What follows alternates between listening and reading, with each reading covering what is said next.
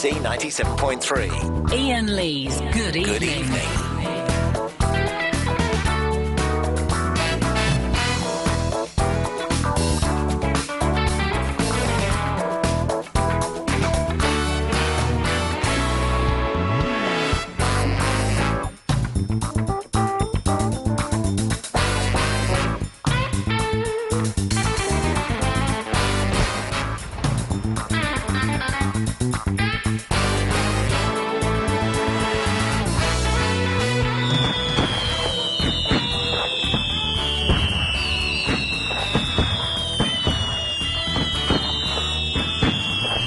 That's right. We're celebrating the BBC and ITV looking like suckers! Yeah! We win!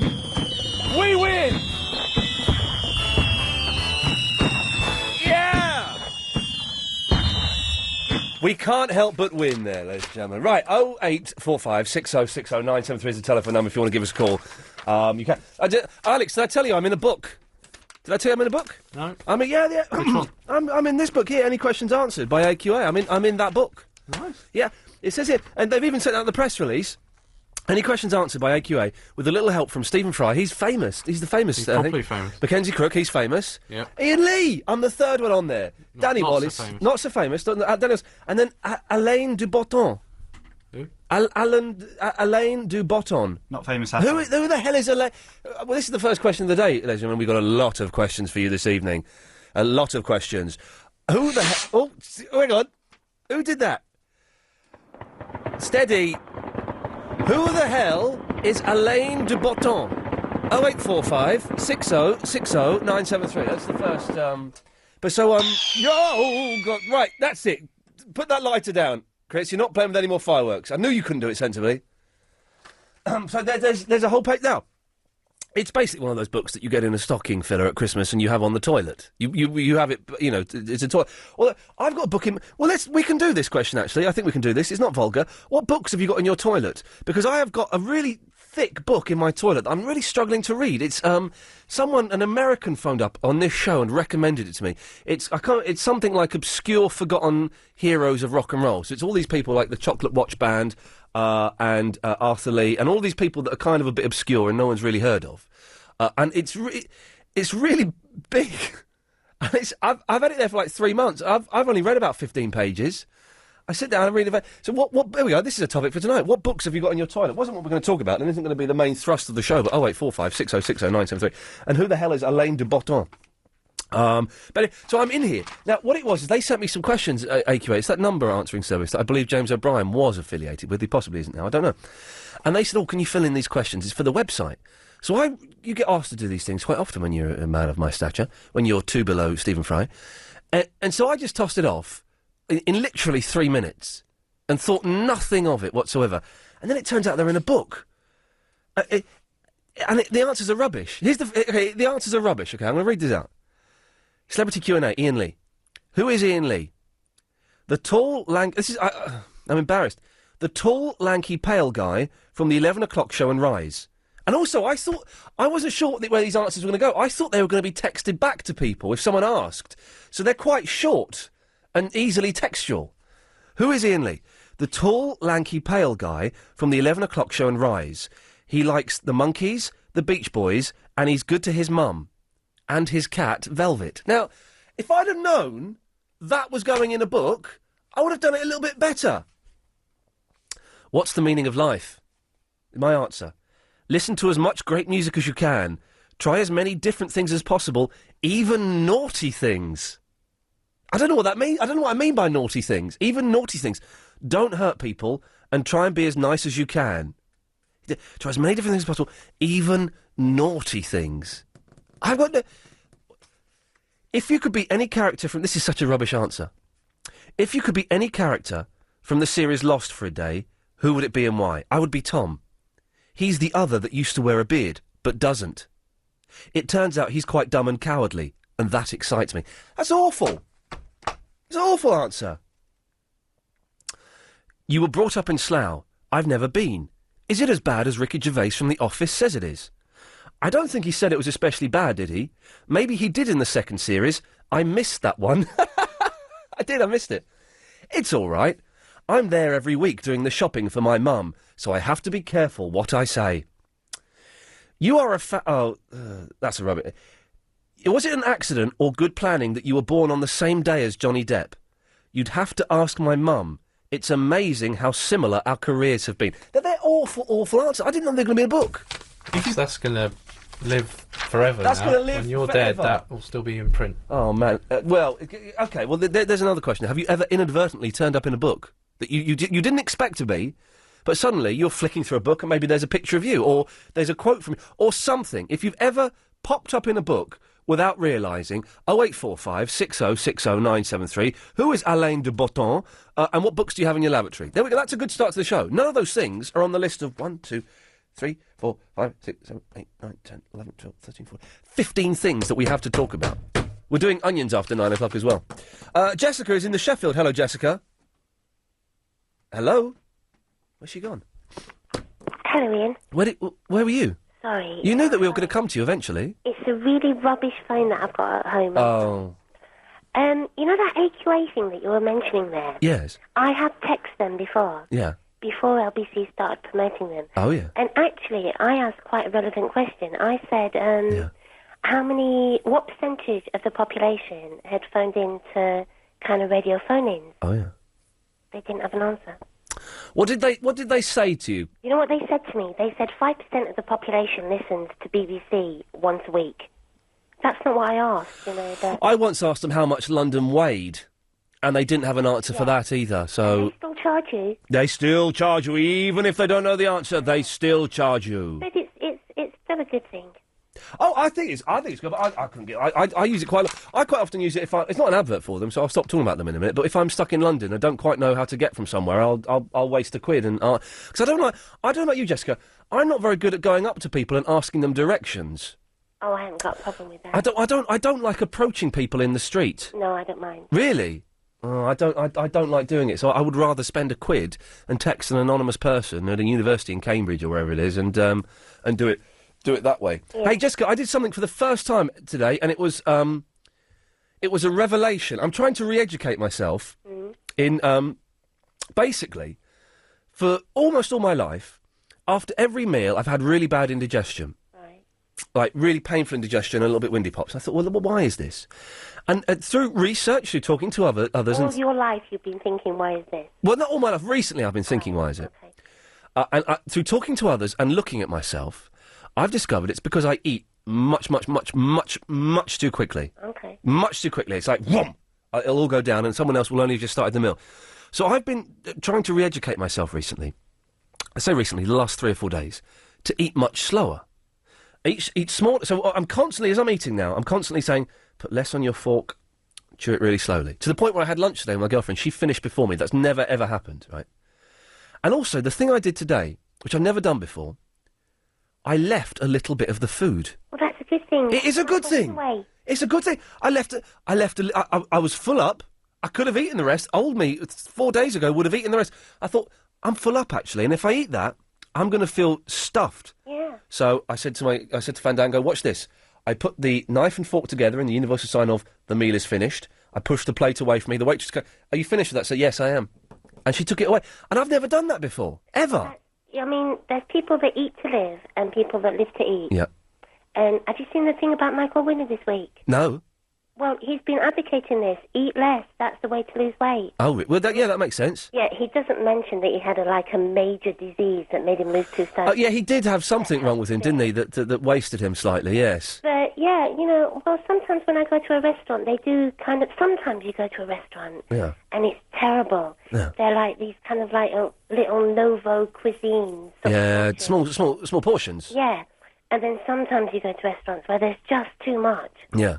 But my thinking is, they've given you the portion, and they're professionals, right? If it's a big portion, they know what one man can manage, and that's what they've given you. That's what one man can manage. Yeah. But maybe, just maybe, they've got it wrong.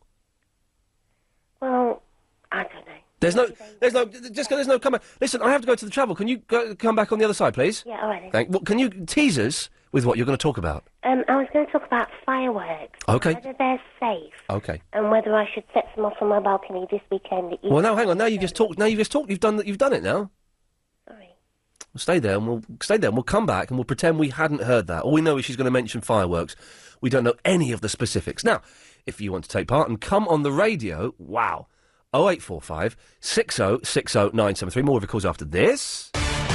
It's the travel news now with Amanda. Thanks very much, Ian. Looking at delays on the clockwise northern stretch of the M25 after a crash earlier between junctions 24 and 25. That's Potters Bar and the A10. All lanes are open, but it is still busy. Good news too on the M40. The crash is now on the hard shoulder around junction 5 at Stokenchurch, but there are still queues back from the Handy Cross roundabout. Staying with the motorways, and it's very slow on the M25 anti-clockwise Surrey stretch with a breakdown still blocking off a lane between junctions 6 and 5. That's Godstone towards the M26, and also pretty much crawling still on the anti-clockwise Kent stretch from junctions 4 at Orpington into the Dartford Tunnel. And on the M1 away from town, there are delays from Bricket Wood at junction 6 up through the roadworks towards junction 8 at Hemel because of a broken down car.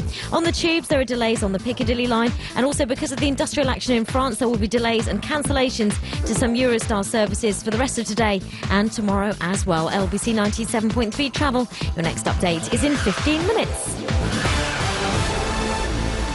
If you're a new small business or are thinking about setting up on your own, LBC 97.3 and Lloyd's TSB have made a series of podcasts to help you with everything from business plans to finance and marketing.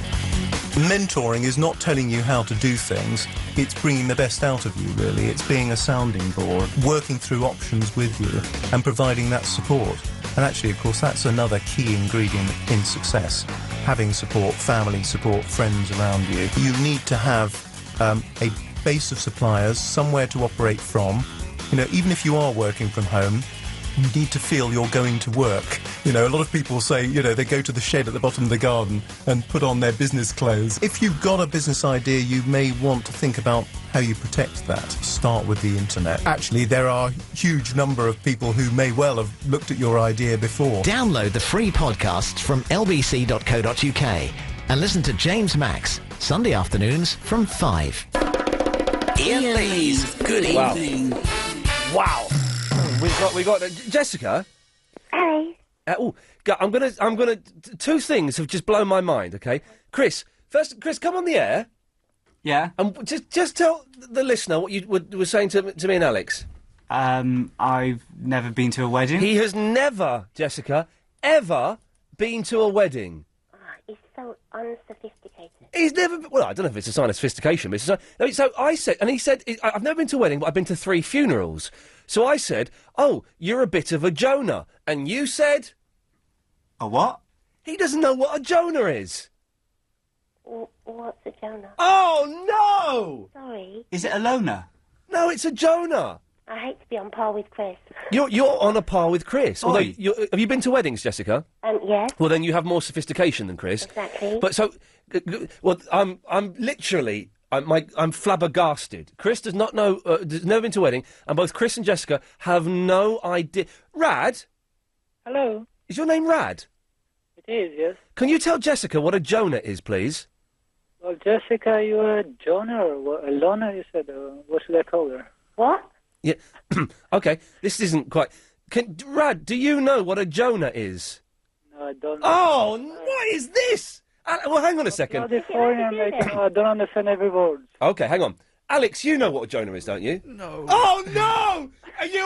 You were keeping quiet! Yeah. You were keeping quiet! Ask me. No! Oh, that's terrible. That's like worse than Chris. Jonah the whale. That's kind of. So, Jonah the whale? Or something whale related. It's something whale related. Yes, it is. It's a foreign word, mate, probably. No, oh God. I'm really shocked that Alex is keeping quiet. And I thought we were on the same team, and it turns out I've totally busted him. Right. Can someone just call in and explain what a Jonah is? Alex is sort of in the right area, but not really. Anyway, Rad, we'll come to you in a second. Jessica, let's get to your point. Okay, it was about fireworks. Yes. I went into a supermarket today. Yeah. And they've got a fireworks stall. Oh, yeah. And I've got my niece coming to stay this weekend. I know you're an uncle. Yeah, oh, yes. My niece is sort of nearly 7. My nephew, right, Dylan, he's 2.5. He's been, sorry to interrupt, he's been banging on about kites for ages. He saw kites, he wants kites. I want a kite. Uncle Ian, I want a kite. So a little while ago, I've said, right, I'll get you a kite. I bought him a kite, Thomas the Tank Engine kite. And he knew I had this kite, and he keeps phoning up, Uncle Ian, when do I get kite? I said, the next time I come round, we'll bring the kite round. So it's been going on for ages. We got the kite, we gave it to him, he's very excited. It's got Thomas the Tank Engine on it. We took it to the park. It wasn't very windy, but because it's quite a light kite, we still managed to get it flying. But to get it flying, me and my brother-in-law had to run really, really fast, and then the kite would fly. Well, they're the kind of sacrifices you have to make. Well, I don't mind. I don't mind doing it. But it's interesting that you said it was Thomas the Tank Engine there, because I've got a 2-year-old nephew as well. Yeah. And the true test of whether you're a good uncle or an auntie is how many of the other engines can you name? Oh, I've not read any of the Thomas books. I read the Noddy book to him. Pitiful. I read Noddy, and there's a monkey in Noddy now. There's 2 elves. Yeah. There's no sign of big. Anyway, so we did the we're flying the kite, and he goes. He had one go, and we had one little go on it. Then he ran off to his mum, and then so me and the uncle, me and the brother-in-law are playing with this kite for about 10 minutes. And then we said, Dylan, do you want to come have another go? No, scared of kite. Yeah. He's scared of a kite. Yeah. So I've took him to see took him to see Bob the Builder. He was scared of that. Yeah. I've bought him a kite. He's scared of that. What am I doing wrong? You can't explain it. You can't get into their heads. But keep on trying. The 2 things I've done for him, and he's hated them. Well, I thought I might get my niece, who's nearly 7, some fireworks this weekend when she's staying with us. Yeah. But during the news break, where you asked me to hold, we decided that we wouldn't. So it doesn't really matter anymore. What happened during the news break to bring that on? We weighed up the odds about whether it was safe to kind of, when you've got your niece or nephew, you just want to deliver them back in the conditions that you got them. Yeah. I wouldn't bother. And also, they're so expensive, fireworks. Well, no, I saw this pack for £10, and I thought for £10, that could give half an hour of entertainment. That might be quite useful. Say that again? Well, it was £10. Yeah. And it lasted for 22 minutes. What? One firework? No, the firework display box. That probably includes lighting and clearing up afterwards. Yeah, probably. No. It doesn't matter anymore. Well, so you basically, what you're saying is you've wasted the first 22 minutes of my show. Sorry. I'm going to have to cut you off then. Okay. Thank you. Rad! Hello. I'd like to apologise to everyone who tuned in and was disappointed by Jessica's very, very poor turnaround halfway through that conversation. Anyway, Rad, yes, what can we do for you? 2 things, mate. Well, firstly, what do you need the book on the toilet anyway? Excuse me? What do you need the book on the toilet? To read? To read. Read? Can't you find another place, to go read the book? Well, I have other books that I read elsewhere. I'm reading an excellent book about Japan after World War II. So I have that with me in my bag at all times. I may read a section from it later on if we get really desperate for calls. But surely, if you're sat there for a few minutes, it's nice to have something just to look at, isn't it? I mean, I would say, I know you have seen me on TV anyway. Unless you are like 30 stone man, then you'll never finish that thick book of yours. Well, that's something to aim for, though, isn't it? Not to be a big fat man, but to finish that book. Yeah. Yes. Anyway, Yes. I would have found probably just go quickly in the toilet and then read the book somewhere else. Okay. Secondly, what's happened to your show, mate? 3 till 7. The 3 till 6:30 show. The Iain Lee's good. The 3.5 hour 3 till 6:30 Iain Lee afternoon wireless show.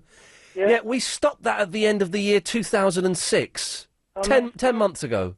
Start a petition, mate. We're sick of Paul Ross. I think kind of word of him. You can't understand the word that Paul Ross says. I do understand. There's an irony. Of him, actually, but it's basically,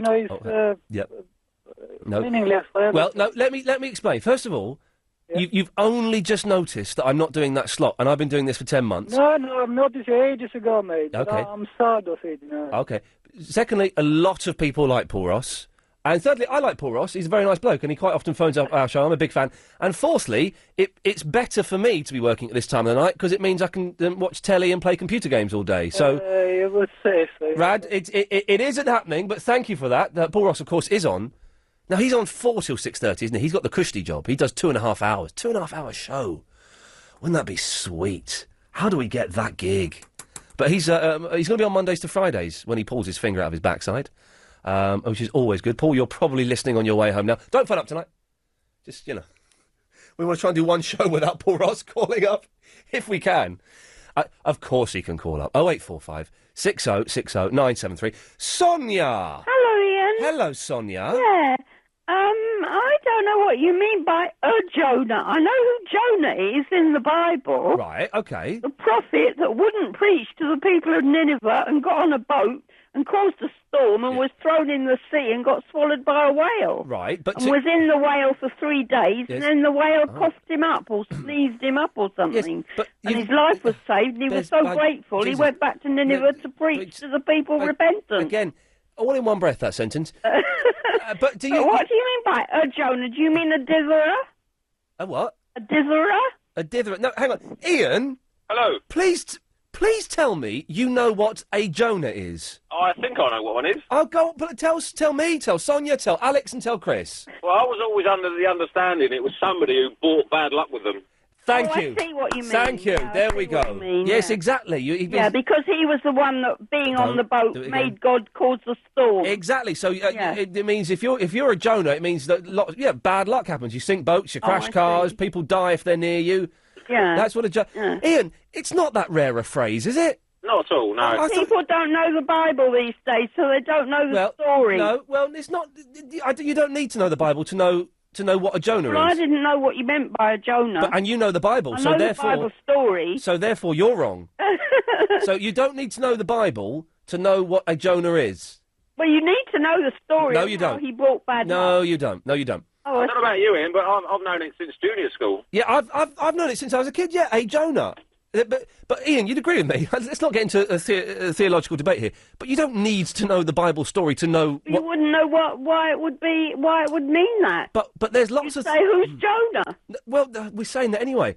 But there are lots of things we don't know the origins of the words. Oh, I see what you mean. So Yeah, that's I'm trying to think of an example. Like you mug.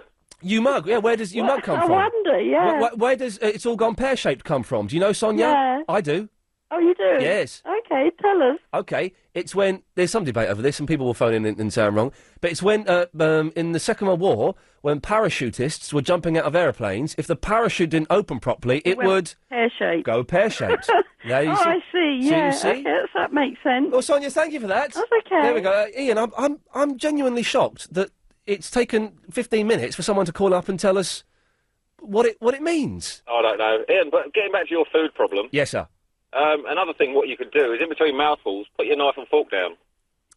I've been doing that as well. That's a really good. Did you ever do that? Did you ever eat too quickly? I did up until about 2 years ago when I had a chronic indigestion and starting of an ulcer. Oh, really? Yeah, but another thing you can do as well, there's this Italian after-dinner drink called limoncello. Oh, yeah. Which helps you digest your food. That's a booze, isn't it? Yeah, well, very slightly. You wouldn't notice it. Well, I don't drink, but I've had that before years ago, and it was rank. It was rank. But I spent so much money recently on Zantac and Tums and Settlers. Yeah, just eat a bit slower. Yeah, it makes a big difference, doesn't it? It does, and don't drink with you unless have a little sip of water, but don't drink anything fizzy for certain. You know what I mean? Oh yeah, Ian. Listen, thank you for that. No worries. Cheers, Bye. boss. Bye bye. 084560609 6090. So there we go. Do you, Chris? Do you know what a Jonah is now? Do you? Yeah. Alex. I remember it from school now. But you don't need to know the biblical story. No, no. But it's just a word. You say it's a phrase. But now we get back to the point. You've never been to a wedding. Yeah, but how does that make me a Jonah? Because you've been to funerals, is what I was saying. So you're the touch of death. But I didn't cause their death. You're King Midas in reverse. I have to sit next to him. Yeah, exactly. What? You don't know who King Midas is? No. Oh, for God, Alex. Everything he touched turned to gold. Well done. Yeah, well done. Yes. You don't know him? What's that got to do with death? You're King Midas in reverse. So I'm not turning people into gold. No, you're killing them. But also, if he touched you, you could be King Midas in forward, because if he touched you, you would die because you would turn to gold. Why is he touching me? Because he's a king, and that's what they like doing, isn't it? They're weird. Ah. Anyway, 0845 6060 973 is the telephone number if you want to give us a call. We're asking what books do you have in your toilet, and also do you work in a top secret location that you're not able to divulge? I'll explain why in a moment. 0845 6060 973. More of your calls after the latest news. Ding dong, I say. Looking for a new pad to buy or rent in the capital? Then open the right doors with rightmove.co.uk, the UK's #1 property website. From renting a studio to buying a mews house, they add a rather impressive 2,500 properties every day. So, if you're hunting for a home to buy or rent in London, open the right doors at rightmove.co.uk for properties with a little more ding-dong. On 97.3 DAB and online. London's biggest conversation. LBC.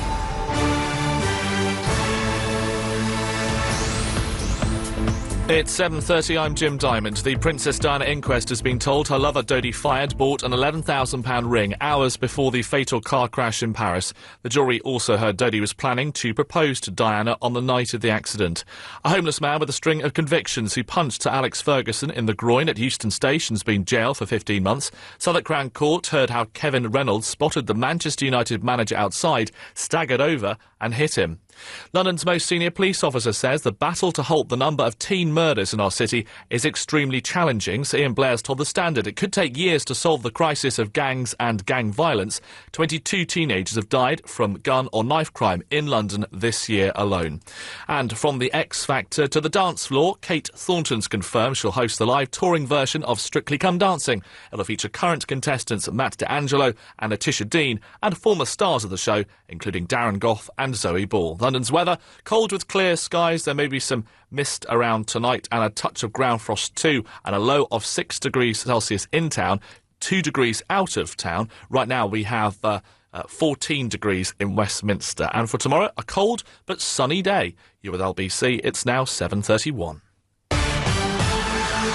From the LBC 97.3 Travel Centre, this is Amanda Redmond. There are still delays on the clockwise northern stretch of the M25 between junctions 24 at Potters Bar and the A10 at junction 25 after a breakdown there earlier.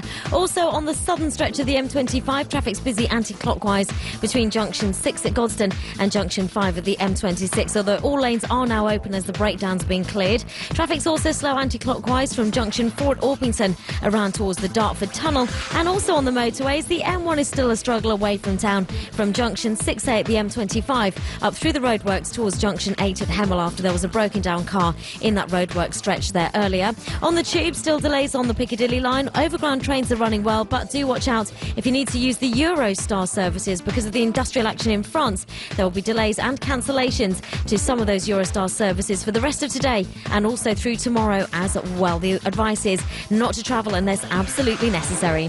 LBC 97.3 Travel, your next update is in 15 minutes.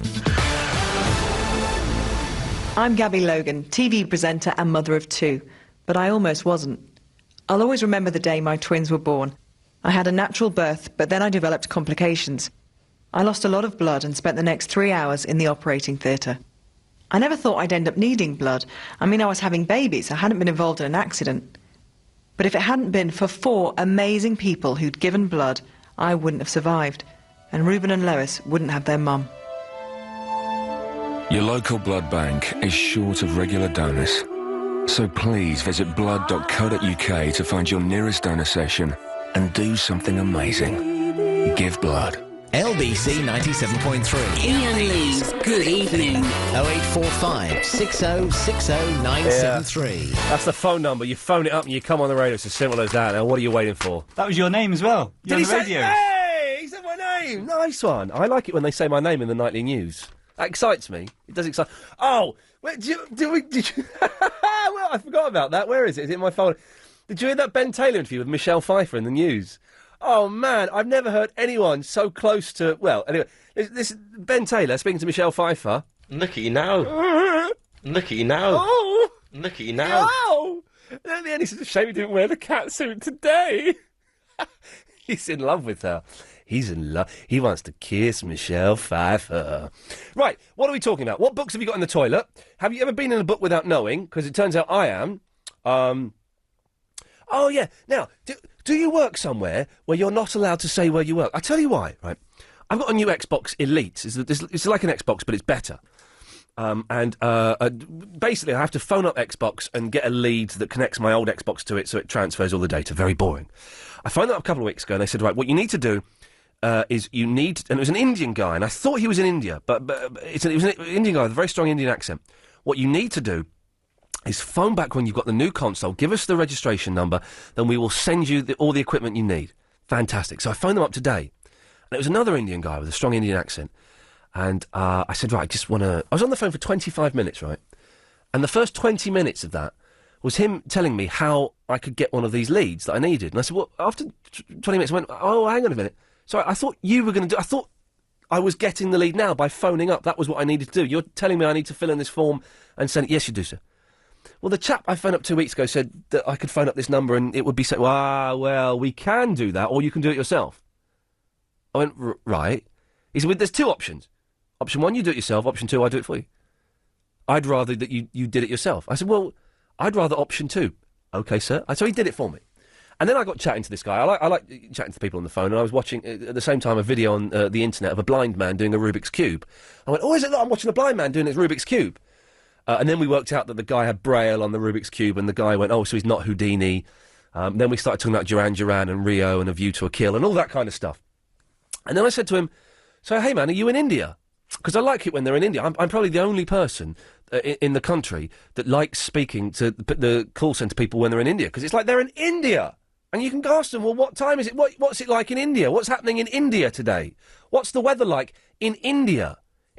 For people of my generation, it's an amazing thing to be able to talk to someone in India.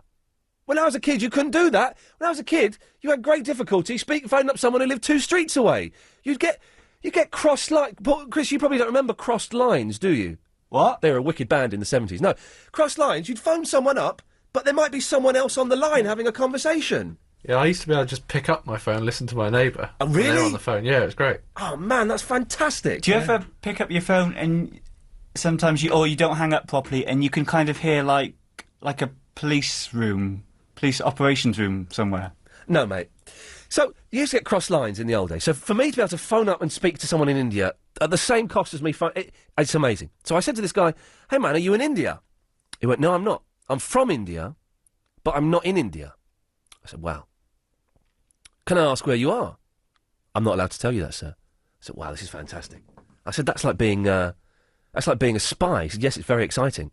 I know where I am, but I'm not allowed to tell you where it is. Now, he'd mentioned Holland earlier on in the conversation. So I said, are you in Holland? No, sir. And then he started giving a few clues, and I said, well, don't do that, because maybe they're recording the conversation, and I don't want you to get in trouble. But so I kept going, so what's going to happen is you're going to send me this lead. Are you in France? No, sir, I'm not in France. OK. And I'll probably get the lead, in 3 or 4 days? Are you in London? No, sir, I'm not in London. So I've got no idea where he was. He wasn't allowed to tell me. So have you ever worked in a place where it's top secret? Well, first of all, can someone explain why Xbox is the location of their call centre is top secret? What they think I'm going to go around there and, I don't know, bomb them or steal? I don't know what they're expecting. Is Xbox a hub of, a direction for... what's the phrase I'm trying to look for? Not a hub of terrorist activity, but are they the... Criminal activity? No, I'm not implying that they're full of criminals. Are they the target of criminal activity? That's what I'm saying. Target. Thank you. Is the first thing. And secondly, have you ever worked somewhere where it's been top secret, you've not been allowed to tell people where you work? 0845 6060 973. Now, I realise that asking people to phone up and confess to having worked somewhere that's top secret is a bit of an oxymoron, almost. It's almost an oxymoron. But that's what I'm asking for. 0845 6060 973. Linda's in the Haze. Hello, Linda. Hello there. What can I do for you? Right, this is about things that people don't know that they're in. Books. Yeah. This was a film. Books, yeah. This was a documentary I lived in that I didn't know I was going to be in. Right. I live in the Gambia in West Africa. I've lived out there for 5 years. Wow. I'm in the UK at the moment. Yeah. Just for a few weeks. And I was approached by a French couple asking if I'd be in a French documentary about tourism in the Gambia. Yeah, that sounds fair enough. I have a young partner, Gambian, and they filmed us at home on the beach with the dogs, eating in a restaurant, interviewed us, asked us questions. Yeah. seemed a very nice couple, actually. I must be very naive. Yeah, And when I got a copy of the film, it was about sex tourism in the Gambia. Oh! And how older women go around with the young men there. So they're saying you're an old sex tourist? Oh, Linda! Absolutely horrified. Linda! Absolutely horrified. Apparently, I could do something about it, because I'd actually said to them they mustn't publish anything I'm in until I give my permission and I see it. Yes. And, Did you sign the release form? No, I didn't. Oh, in that case, you can do them. Go and do them. Do them. Well, it's difficult living in the Gambia to do that. If I was in England, I would have done it. But it's very difficult out there to get it. And where is this slanderous... France. It was in France. Damn and I actually had a phone call from a Gambia living in Germany saying, it's not true what you said about the bumpsters in Gambia. And I The said, bumpsters? Yeah, they're the people, the street boys. Oh, OK, right. They're called bumpsters? They're Whoa. called bumpsters, yeah. That's my new favourite word, bumpsters. OK. I've got two bumpsters working for me. Yeah, but that's what they call them in the tourist The area bumpsters. there. So you, wow. So you were stitched up in a documentary. Yes, I was. As I say, I've now been told since that I could actually do something about it, and I may still. I don't think there's any time limit on it. Well, Linda, I hope it all gets sorted out. Thank you very much for And I letting me know know about what it. a Jonas is. It's just somebody who's a jinx on things. Yeah, exactly. And I It's a know Jonah, nothing but- about the Bible. No, you don't need to know the Bible to know what a Jonah is. Linda, thank you for that. Okay. Bye bye. There we go. There we go. We can expand it slightly. Have you ever have you appeared? Well, she knew she was doing a documentary, but she was kind of never trust documentary makers. Especially we had those people in last week, Rory and it was Sarah, wasn't it? They weren't making a sex tourism film about us, were they? The bumpsters. Have a look at these bumpsters. Oh no, who knows? It's all in the editing. It's all in the editing. They're going to make us look like sex tourists. Okay. Ever been in a book or a documentary or a film or a pop video or whatever without knowing, and ever been stitched up like that lady was to look like a sex tourist or a bumster? 0845 6060 973. Will? Hi, Ian. How's it going? I'm fine, Willie. You all right? Yeah, not too bad. You sound a little bit relaxed, shall we say? Well, I'm all right. Okay, good lad. Yeah. Jonah, Yes. you don't need to know nothing about the Bible, because he was a character in the Beano in the 70s. Was he? He was. I don't remember Jonah. Yeah, he's a bit rubbish. He was sort of next to Lord Snooty. And what did he'd go places and things would go wrong? Yeah, pretty much. Can you believe that neither my producer, the two bumpsters out there, don't know what a Jonah is? Well, you know, they're young, probably. Hey, I tell you what, another thing I want to find tonight. Will, have you ever been to a wedding? Yeah. Of course you have. Everyone goes to a wedding. I want to find the oldest person that has never been to a wedding. Now, Chris, my producer, is 27 years old, okay? So we'll start there. Is there anybody older than 27 who's not been to a wedding?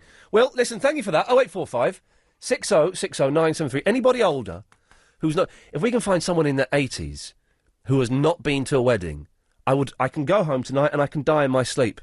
I can die a very, very happy man. Sam is in the Thornton Heath. Hello, Sam. Hello. Oh, it's you. Hello. I was cheered up by the lady who rang the other time and said how she liked me.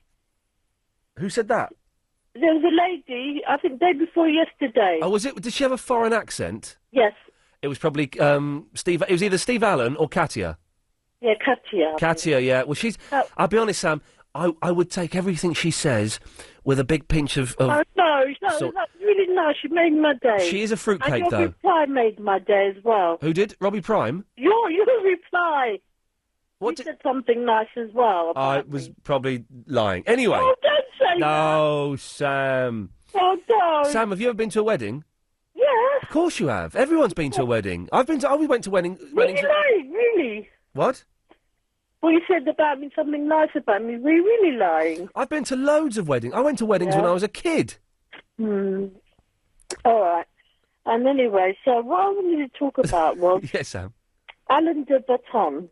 Alain de Botton. Oh, yeah. Hey, Alain de Botton is... Did you write Continuations of Philosophy? What? Did you write a philosophy book? I've just noticed that when I can't hear what someone's saying to me on this show, and I Yeah. say what, I put my ear nearer the microphone. I've just realised that's what I do. What a stupid thing to do. I just go, Yeah. what? Put my ear near the microphone. The microphone, Sam, it makes no difference. I've got your voice coming through the headphones I'm wearing. Am I coming out loud? You are coming aloud. Did All right. what do you think Alain de Botton wrote? Confirmations of philosophy? Confirmations of Philosophy. Maybe not. Maybe somebody else. I've got no idea.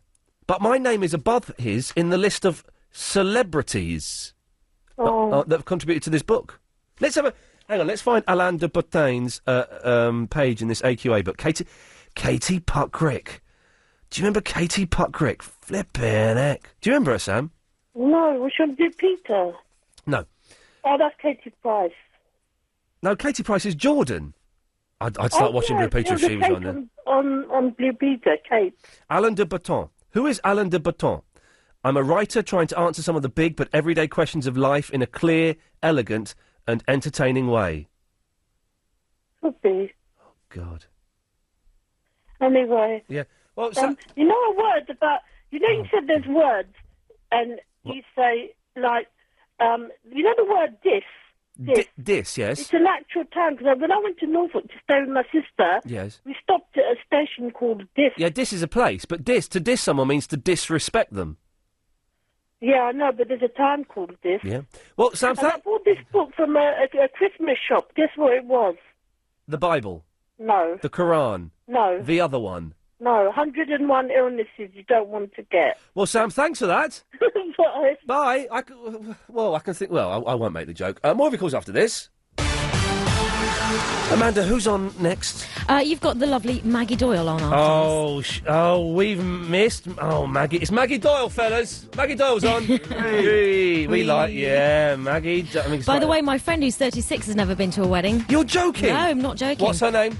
Oh, you met her, Jasmine. Oh, yeah, she was weird. I knew there was something suspicious about her. Don't tell her I said that. Fine. She was very... How come she's never been to a wedding? I don't know. She just doesn't get invited to weddings at all. She's going to one next year in Brazil, though, so she's really, really excited. But I've told her that she's got to wear a full-out bridesmaid dress, because that's what people wear at weddings, and that's what she thinks happens. You know, quite often people turn up at weddings and they're wearing the same dress. Oh, no, I'm wearing... Oh, no. Wouldn't it be great to turn up in Have you turned up at the wedding wearing the same dress as somebody else? I have done once. But wouldn't it be nice? Travel, guys. I'm doing this. Wouldn't it be nice to turn up in a wedding dress and then go up to the bride and go, oh no! Anyway, so we've been told to get on, so let's have the travel, please. Thank you. M25, very slow anti-clockwise from junction 4 at Orpington in towards the Dartford Tunnel, because one of the bores there apparently has been shut for quite some time. Also on the M1, it's still really slow away from town as well, from junction 6 at Bricketwood out towards Hemel at junction 8 after there was a broken down car in that roadworks section earlier. Problems as well in Camden. There's still a crash blocking off a lane on Camden Street heading into town at Hawley Road, and in Earls Court there are delays as Bram Gardens is partly blocked off with an accident at Earls Court Road. On the tubes there are delays on the Piccadilly line, and on the overground trains things are running well at the moment, but if you're thinking of using the Eurostar services today or tomorrow, the industrial action in France means there are cancellations and delays, and you're being advised not to use that service unless absolutely necessary. LBC 97.3 travel, your next update is in half an hour.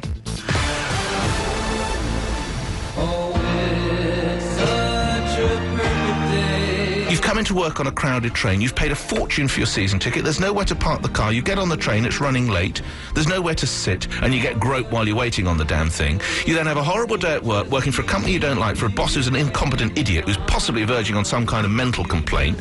You then have a horrible lunch that you rush down, which you don't enjoy, from a sandwich where you're overcharged ridiculously by someone with a cup of coffee who doesn't even speak English, doesn't even understand what you're asking. You try to go to the post office and they've shut it for you. Then you get back on a train that's late. You get in, and it's pouring with rain, you get home, and no wonder you want a glass of wine. That is the reality. So, just another perfect day then, Nick. Nick Ferrari at breakfast, weekday mornings from 7, LBC 97.3. Now's your chance to purchase a property in the Sunshine State of Florida. Whether you're looking for a retirement property, second home, or investment opportunity, Florida has it all. So visit the Florida Property Show at the London Olympia on Friday the 19th to Monday the 22nd of October. You can buy with a deposit of as little as £15,000. With over 70 million visitors a year, Florida provides great rental opportunities, capital growth potential, and excellent exchange rates. So it's a show not to be missed. Remember, with specialists on hand to offer expert advice, don't miss the Florida Property Show at London Olympia from Friday the 19th to Monday the 22nd of October, 10 a.m. to 9 p.m, admission free.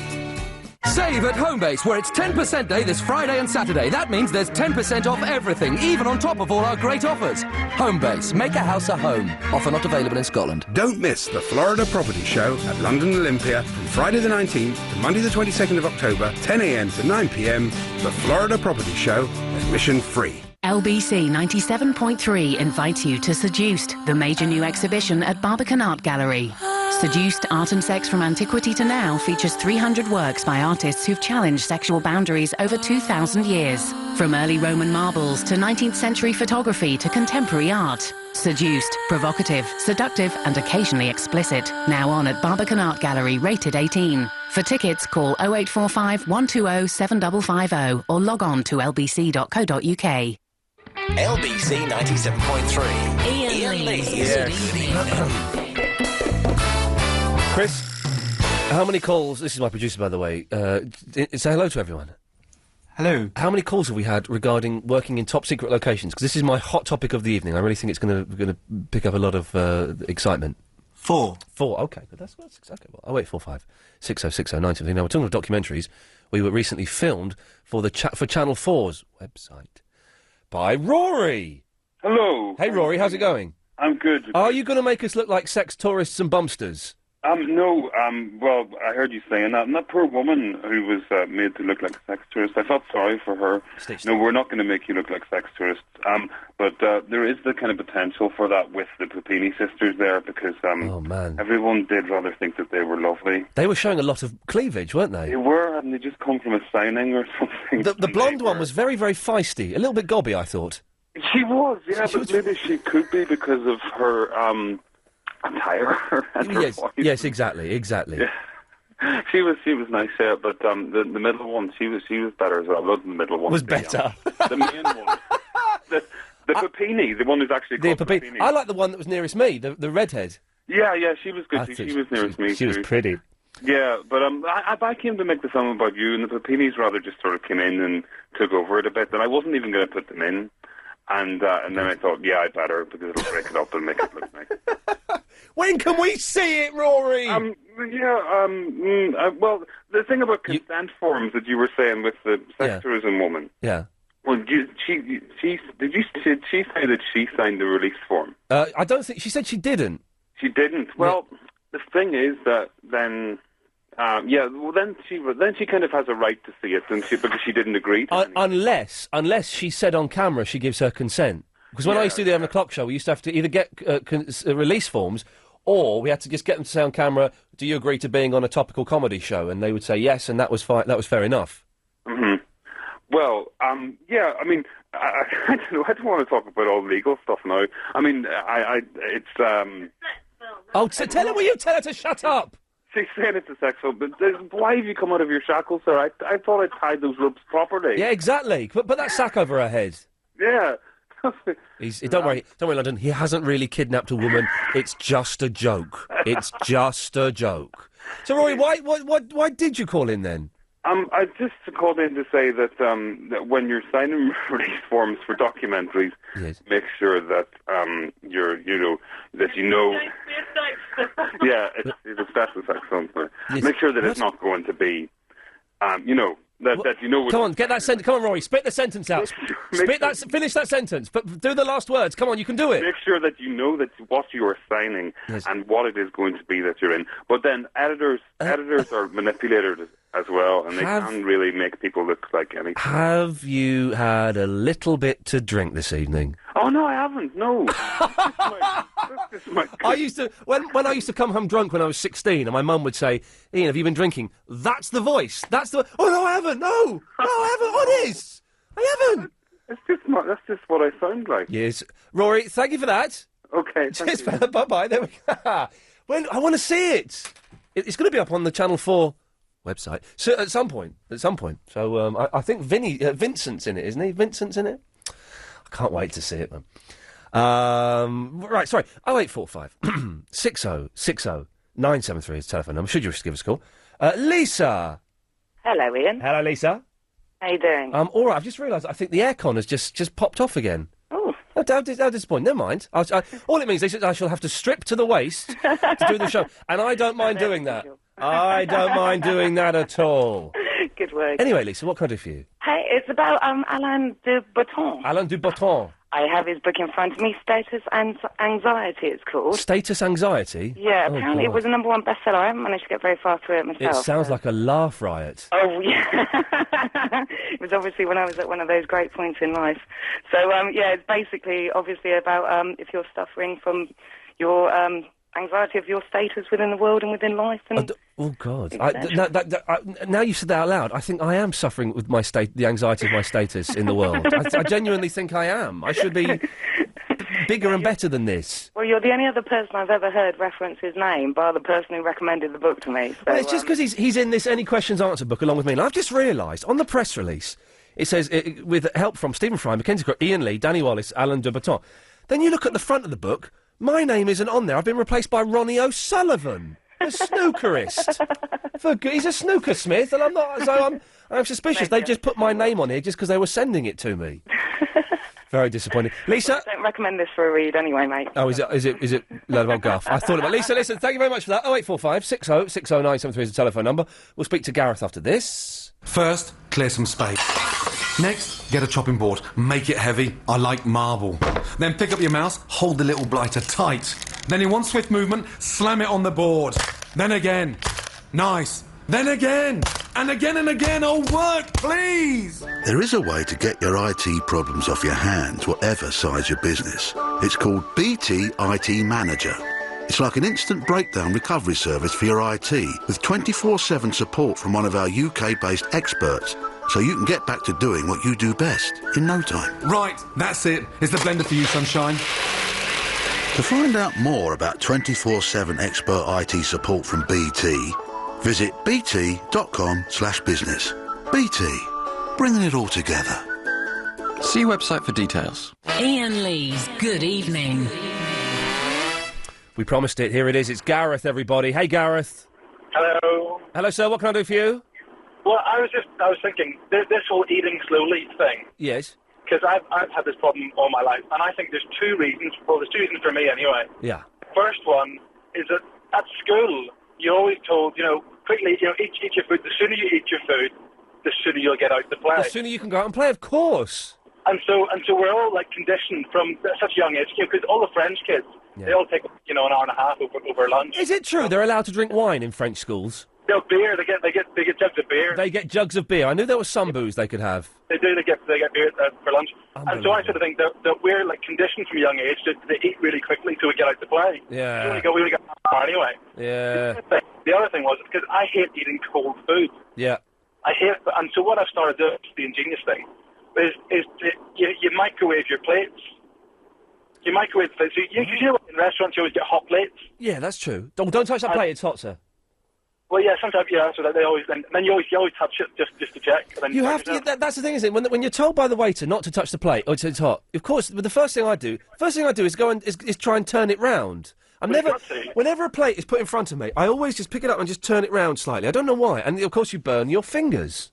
Oh, then have you been in there's restaurants that have got those rubber placemats as well, and you try and turn the plate and it doesn't move. Oh yeah, it just sticks to that. Yeah, and it's always quite. You sort of think. Because you don't realise that you've turned the plate, because subconscious until you can't do it, and it's like I can't turn my plate. Everyone go. You watch if you're going out and eating in a restaurant tonight. You will turn the plate round once it's put in front of you. You're never happy with what's facing you. So I heat my plates up now, and so it means you can, because I hate eating like tepid food. Yeah. So if you heat the plate up, then you can eat slower because the food just stays hot. Gareth, you're weird, but I like you. Thank you. Cheers, boss. There we go. Right. 0845 6060973. It's true, man. You get served food in a restaurant. They'll put the plate down in front of you. You'll turn the plate round. That's the way it works. Tony. Hello. I believe you work in a top secret location. Well, it's not me. It's my son. Oh. Okay. Go on then. What can you tell us? Well, he's in the army, Yeah. and I phoned him up the other day, and I said, like, where are you? And he said, I can't tell you. Brilliant. And I said, well, what are you doing? He goes, well, I'm actually guarding a new top military plane. Oh. But he couldn't tell me what country he was in. You didn't even know what country he was in? I didn't even know what country he was in. Tony, can't you pull rank and say, all right, I'm your father. Where are you? Or if that fails, put his mother on the phone, because he would have to tell her. Oh, yeah, he would tell her anything. He wouldn't tell me anything. But he was basically guarding this top military plane. It was under wraps, under covers. Wow. So he couldn't even see it, but they had to guard it. Yeah, I can understand him doing that if he's guarding a top secret military plane. When you compare that to Xbox, there's a bit of a disparity between the two companies, really, isn't there? What is the Elite? What's so different about the Elite Xbox? Well, okay, it's got a much bigger memory. The 360's got 20 gigabytes, and I think the Elite's got 120 gigabytes. It's high definition, and that's pretty much it, really. Okay, I thought there'd be new bells and whistles on it. There's not that much difference. It's just a bigger memory is the gimmick. But I got sent one, so stuff out of it. Tony, listen, thank you very much for that. 0845 6060 973 is the phone number. If you ever worked somewhere top secret, what books do you have in your toilet? And have you ever been in a book or a documentary without you knowing? More of your calls after this. On 97.3 DAB and online. London's biggest conversation. LBC. At 8, the Diana inquest. Was Dodie planning to propose? Why some of our NHS trusts and trains are proving troublesome. And Murray mounts a Madrid challenge. It's 8 o'clock. I'm Holly Holland. The Princess Diana inquest heard Dodie bought an £11,000 ring hours before his death in a car crash. The jury was shown a copy of a receipt dated August 30th, 1997, recovered after the couple's death with the words engagement on it. Mohammed Al Fayed, Dodie's father, says he believes his son was set to present it to Diana that night. High-tech gadgets used in terrorist investigations are to be turned on criminal gangs responsible for our city's gun crime crisis. Detectives are hoping bugs and other surveillance devices could help them break into tight-knit groups of young teenagers. Richard Sumray from the Metropolitan Police Authority thinks there's more to it, though. We need to evaluate and understand why young people get involved in crime in the first place, and then how and why that's ratcheted up to the extent that they are now beginning to use more knives and more guns. And it's about working with a whole range of partner organisations as well on the issue. It's not just down to the police alone and can never be down to the police alone. It comes as figures released by the Met Police show gun crime's risen by 10% in the last 6 months, although knife crime has fallen. In other news, Gordon Brown is meeting with his Portuguese counterpart to discuss the disappearance of missing Madeleine McCann. The Prime Minister is in Lisbon for an EU summit, but is also using the opportunity to raise the case with Jose Socrates. It comes as a Dispatches programme is being shown on Channel 4 tonight, looking into how police in Portugal have coped with the investigation. Roger Grafe, who's executive producer, has told LBC they haven't coped well. The overall view is that the poor, hapless Portuguese police were swamped, not only by the media, but by the sheer complexity of what it is they were being asked to do. While we, alas, have 120 children who die every year in this country, they've only had 2 child murders and 2 abductions in 15 years. And Dispatches is on at 9 o'clock. Surrey and Sussex and West Hertfordshire Hospitals NHS trusts have been told they face radical action or a takeover unless they improve. It's after the Healthcare Commission's annual check-up said they're 2 of the 4 worst performing in the country. And from troublesome trusts to tiresome trains, 2 out of the worst performing train companies operate into and out of London. According to new figures, GNER, which runs services out of King's Cross, had a punctuality figure of only 79% this spring. Second worst was First Great Western. In sport, Andy Murray's up against world number 2 Rafael Nadal this evening in the 3rd round of the Madrid Masters. The British number 1 is 5-4 up in the first set. In London's travel news, there are delays heading out of town on the M1 from Junction 6 for Bricketwood to Junction 8 at Hemel Hempstead. That's after a broken down car.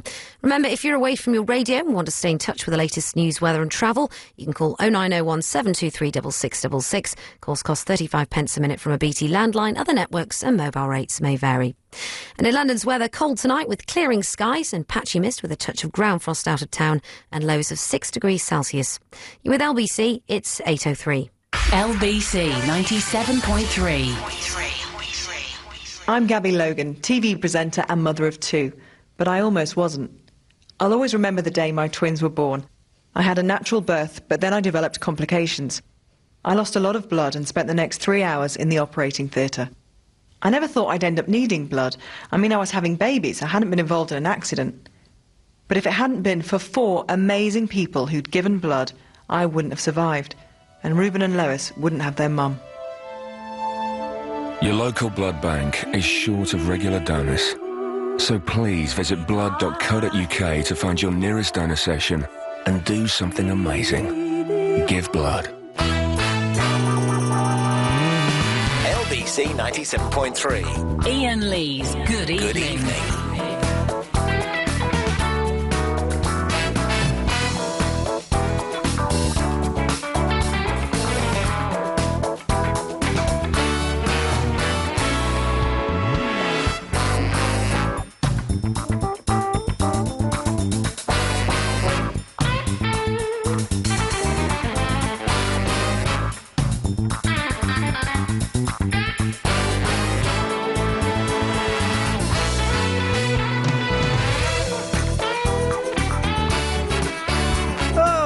It's nearly the weekend. It is nearly the weekend, and I cannot wait. Doing nothing this weekend. But another Japanese lesson on Saturday, be lovely. Struggling with it. I'm allowed, aren't I? I've had 10 lessons so far. And I'm allowed to say to her, right, for the next 3 or 4 lessons, can we just go back over everything we've done? Because I'm struggling. I can do that, can't I think? She said, look, for the next 2, 3, 4 lessons, can we just go back and do the last 10 lessons again, sort of, and just go over it, because I'm struggling. I don't know how you... I worked out a big grammatical thing today, I think. So you'd say, Sore camera wa... Sore camera o mesete kudasai. You say sore camera, but you'd say sono o mesete kudasai. It's a small deviation, I know, but I think I've got that, and it's a grammatical rule I need to adhere to. Right. So, what books have you got in your toilet? I've got a book about obscure rock stars that is just going to take me forever to read. I think maybe I should have like a pamphlet in there or something. 0845 6060 973. And it's all right to have books in the toilet, isn't it? I was against it for a while. I thought it was unhygienic and vulgar and common. But as I get older, it's actually kind of quite a nice thing to do. I'm getting back into reading. So that's a good thing. Have you ever been in a book without knowing, or a documentary, or a film, or a pop video, where you've watched it and go, oh, well, that's me. What am I doing in that? Or maybe you've been stitched up. We had a woman phone up who's been made to look like a sex tourist. Something to do with the Bumpsters. I don't quite know what she meant by the Bumpsters, but they seemed important in her life. 0845 6060 973. And do you work in a top-secret location where you're not allowed to reveal where you work? Sorry, there's me belching. After saying that I'm cutting that out by eating slowly. I've actually got the Winnie Pops now. 0845 6060 973. Oh, let's go to Spain and Patrick. Hello, Spanish Patrick. How are you, Ian? Excellent, man. What can I do? What's it like in Spain? It's beautiful. It's been an absolutely beautiful day. Yep. The sun's gone down, but we're expecting some rain. How terrible. All right, steady on. Now, I'm thinking of sometime next year of me and my girlfriend renting renting a Spanish villa for a week. Why not? For a holiday. Yes. Where's a good place to go? Oh, anywhere in Andalusia, if you like to come inland rather than be on the coast like Marbella or Porto. I wouldn't mind being sort of just on the edge of quite a nice town, so we can be out of town in the daytime and then maybe just walk down into town for dinner in the evening. Well, anywhere on inland towards Monda, Coin, where we are at the moment. Brilliant. You are about half an hour, 20 minutes from the airport, and about half an hour from Marbella and all the coast, and about 2 hours, or less than that, to Gibraltar. Oh, I shall have a little look at that then, Patrick. That sounds good. Yes. Anyway, so what can I do for you? Well, this was about half an hour, 40 minutes ago when you was talking about a Jonah. Oh, yeah. Nobody got it, and I thought, well, that's a person that puts a downer on everything, you know? Yeah, exactly. And that was it, but it's really great of you to ring back. My producer, get this is my producer and my studio manager. He has the word manager in his title. Yes. They don't know, they've never heard of Jonah. Or Alex had a vague idea, but he thought it was the name of the whale.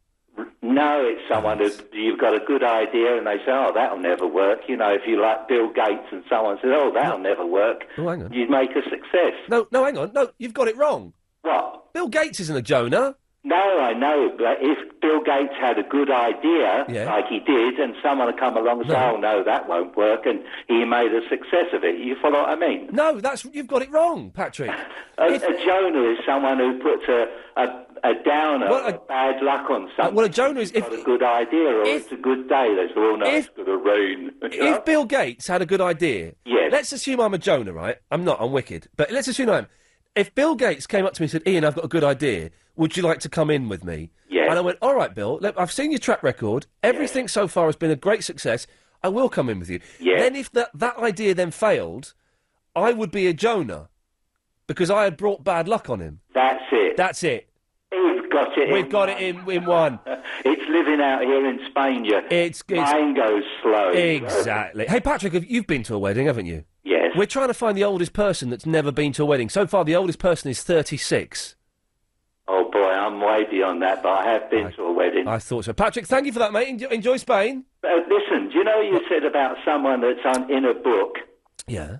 Well, an author around this way wrote a book about all these expat Brits out here, and someone said, Pat, you're in this book. I said, you're joking. No. And they wrote about me importing food into Spain for the British.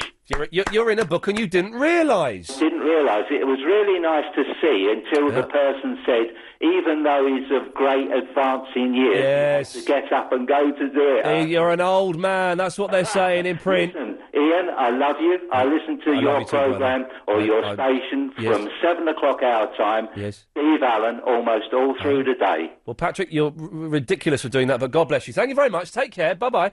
0845 6060973 Spain. You say, I want to get a Spanish villa for the holiday. I'm thinking, I'm not going to do it yet because I haven't got the money. But I've been watching a lot of A Place in the Sun.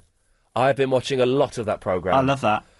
Oh, I love it. And also, they show it all the time on, like, UK Style or Discovery Style or something. Is that the one where they always muff up when they move abroad?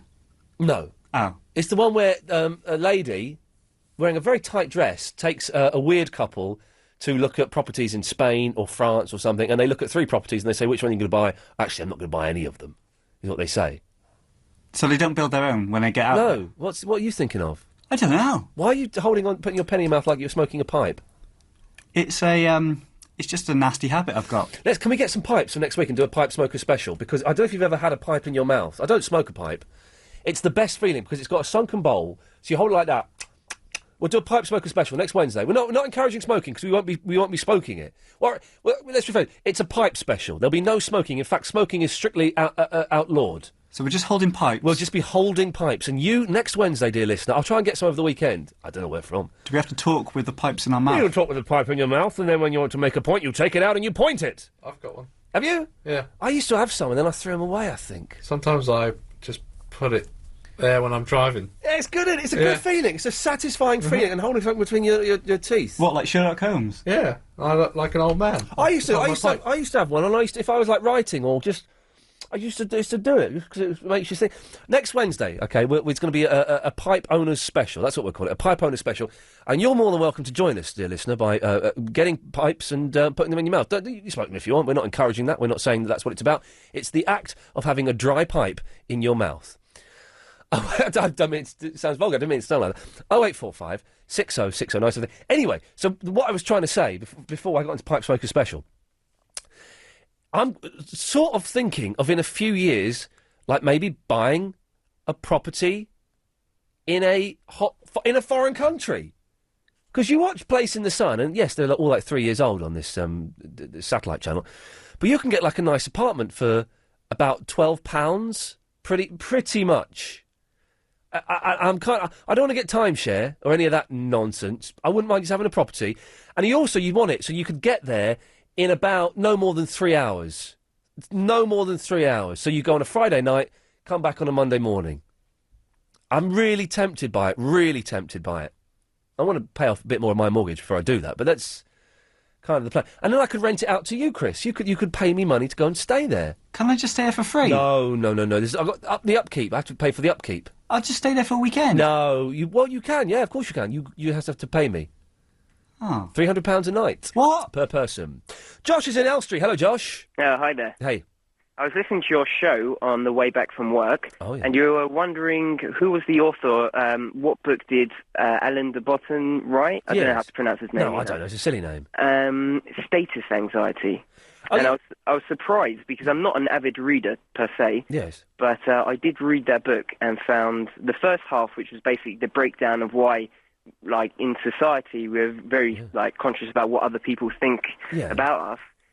liked his breakdown very much. His solutions for them, his 4 solutions, I didn't like so much, but I just thought I'd fill you in on that one. I'm intrigued. You're the second person to mention this book, Josh, and now I'm intrigued. So, very briefly, why do we have status anxiety? So it seemed to develop over time. It seemed to be, we used to live in a culture of aristocracy, Right. where, you were born into a certain position, and that's effectively where you stayed. But over time, culture equalised to a certain extent where you're able to get into a position depending how hard you worked, and it wasn't just who you knew anymore, what family you were born into. Right. And it seemed that was basically the gist of it. Okay, and it's transferred into the workplace as well now. It used to be that if you were born, let's say, to a servant, you would work as a servant. Yeah. And that's how you would stay. But now we live It's all changed. where if you work really hard, and then you could effectively get into a better position or a job, and then it's a reflection of what position you are in now is a reflection of how hard you worked in the past or your capabilities. Don't do the whole book, Josh. You got 20 seconds. Yes. In those 20 seconds, can you sum up his 4 solutions? Away you go. Philosophy, which is basically don't let other people define to you what's important or not. Then there's art. Didn't have a clue what that was talking about. Then the other one was bohemia, which is basically be a hippie and do what you like. Sex. And the 4th one was religion. You did it in 20... Josh, thank you for that. Pleasure. But can I say one thing? Josh, stay there. You can come back and say it after this. It's the travel news now with Maggie Doyle.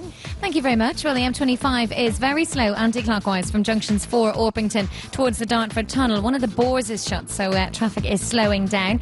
The clockwise M25 very slow still this evening from 13 Staines around to 15 at the M4. There's delays as well in Kingston on the A307. That's Fairfield West heading westbound. The lights are out at the junction of Weston Park, and there's delays in Camden because of a crash that's blocking a lane on Camden Street heading into town at Hawley Road. Earl's Court, some good news to tell you. Bramham Gardens has reopened now after being partially blocked with a crash at Earl's Court Road. Over on the tubes, there's delays on the Piccadilly line, and because of industrial action in France, there will be delays and cancellations to some Eurostar services throughout this evening and tomorrow. LBC News 11. This is LBC 97.3 Travel. Your next travel update, of course, in half an hour. McGiffin, Sunday morning. Oh, and on the subject of Jordan, the only reason I'm taking her to task now is because she is always having a go at everybody else.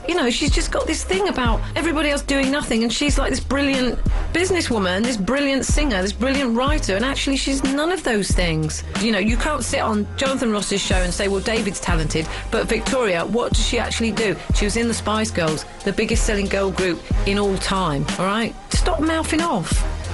She says. Carol McGiffin, Sunday mornings at the new time from 11. LBC 97.3. Fly direct to New York with British Airways Club World, departing London Heathrow, arriving at JFK via Rheims, Camembert, Dijon, the Loire, Châteauneuf-du-Pape, before heading east to Parma, 700 miles west to Serrano and Manchego, topping up at Porto, then hopping across the Atlantic to Mississippi. Start your holiday early and in style with fine food and drink from around the world. Fly British Airways Club World and you'll also experience our relaxing lounge and a flat bed, all before you arrive at your destination. For great offers like New York from £1,199 return, book by the 27th of November at BA.com. Travel from December. Conditions apply. LBC 97.3. Iain Lee's Good Evening. Josh, what was the final point you wanted to make? Okay, so before I make my point, I have to say my fiance's listening, Miriam. Uh-oh. Just want to say that I love you and can't wait till we get married. Oh, for God's sake, stop that nonsense, you fool. Okay. So this is what I called. I listened to a lecture recently called The 10 Steps to Greatness, which was quite interesting. It talks about tiny little steps that a person's got to do every single day, and if you do it consistently, you'll reach greatness. Well, what's your definition of greatness? That's a good thing. I suppose it could be reaching, fulfilling your purpose in life, whatever that is, and just a feeling of accomplishment and self-esteem. Okay. So, and doing something in the world that is meaningful. Okay. But one of the things you're into this kind of self-help stuff, aren't you, Josh? I do like it. But, I'm okay, you're okay, yes, okay. Yeah. But I'm not a freak about it. No, all right, well. Well, a little bit. I've got to say yes. So it says, what I found interesting were these tiny little steps that you had to do, and two of them that I can remember off the top of my head were that you've got to smile each day at someone you don't know. No crazy psycho smile. Just a little smile at someone, because when someone smiles at you, it naturally has an effect. No, it doesn't. Well, it doesn't. Unless it's a fit girl smiling at me, and even then I'm suspicious. If a bloke smiles at me, you think, what's that all about? Not in a sexual way, but you think, well, that's a bit weird. Infectious. No, it's not. Okay, I tell you, mark my. All right, try it. Try it. What I'm saying. I've tried it. Try it for 2 days. I've tried it. I have tried it. You don't know. Josh, I've tried it. I've tried this. The smile you send out comes back to you a million times, or whatever. It's nonsense. It doesn't work. Okay, so the next step they also say, but that's not the point I'm making, saying that people should do it. The next thing it says is encouragement. Give someone a tiny little, little boost, a little bit of encouragement. All right, let me just try it. Chris! What? Make me a cup of tea and make it good this time. Oh. Was that like that? Not exactly, but you're on the path to correction. What I found so interesting was these tiny little things, which seem very easy. It takes a millisecond to smile. It takes 1 second to give someone a compliment. I found after 3 days it was impossible to do it. How can it be? It's something so easy that you can't do consistently. I thought it was just... I challenge anyone there to do a tiny little step like that. Yes. For a week, I guarantee that the chances are will not be doing it. Well, no, the thing is, though, I disagree with you. I think if you set your minds to it, it's like this. To improve myself and to take my steps to greatness, I am making sure I eat slowly and I eat smaller mouthfuls. Now, it's hard work. It is hard work because I've just constantly been shoving great forkfuls of food down my gob and chomping on it and not even chewing it properly. Oh, yeah, I do that as well. And it's an effort. It's a real effort. And I've been doing it for 3 days, but I'm doing it because I'm constantly making myself do it. And I know that within a couple of weeks, within a month or so, that's how I'll eat. I'll have re-educated myself. True, but I mean, you've really brought me no proof from a thing that you've been doing for 3 days. Right. Like what I'm saying is after Well, a you week... you said 3 days. You said 3 days. I found after 3 days. There we go. Well, I've already made it to 3 days. But I'm saying try it. See what. Give me a call after a week. You've got my number. Give me a call after a week. No, hang on. That's not how it works. You give us a call and fight if you. I'm not going to start phoning you up. Yeah, but I'm not going to know if you're doing it. Only you could know. Well, exactly. So phone me up and ask me. Okay, I'll phone you up and ask you. There we go. It's lovely. What a strange chap. That's nonsense about smiling and people smile back. They don't. It doesn't work like that. In situations it can, like if you're holding a door open for someone, but walking down the street. If you've ever done it, you walk down the street and you smile at someone. 0845 606 0973 because it don't work. It doesn't. Are you going to change that number, or is that what are you highlighting there? What are you doing? 2905. Okay. It doesn't work. It's a nonsense. It's a myth. People think you want them, or you're going to kill them, or you're going to stab them, or it's not right. Well, can you change it to a 0 then? Instead of just leaving it like that? Oh, for goodness sake. Sorry, we're having technical problems in that Chris doesn't know how to change a 1 from a 1 to a 0 on a computer screen. 0845 606 0973. If you just tuned in, good evening. Good evening. It's a little bit more low-key than yesterday, because I tell you what, I'm knackered today. I was knackered yesterday. Hey, Greeky Line, how's it going? I'm very well. Good evening, my friend. Good evening, Greeky Line, thank you.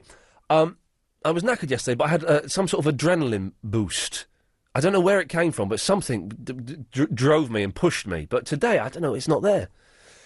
I tell you what it is, I think it's because it's nearly the weekend. And I've got an easy day tomorrow, and then everything just kind of calms down. It's the weekend, so that's why.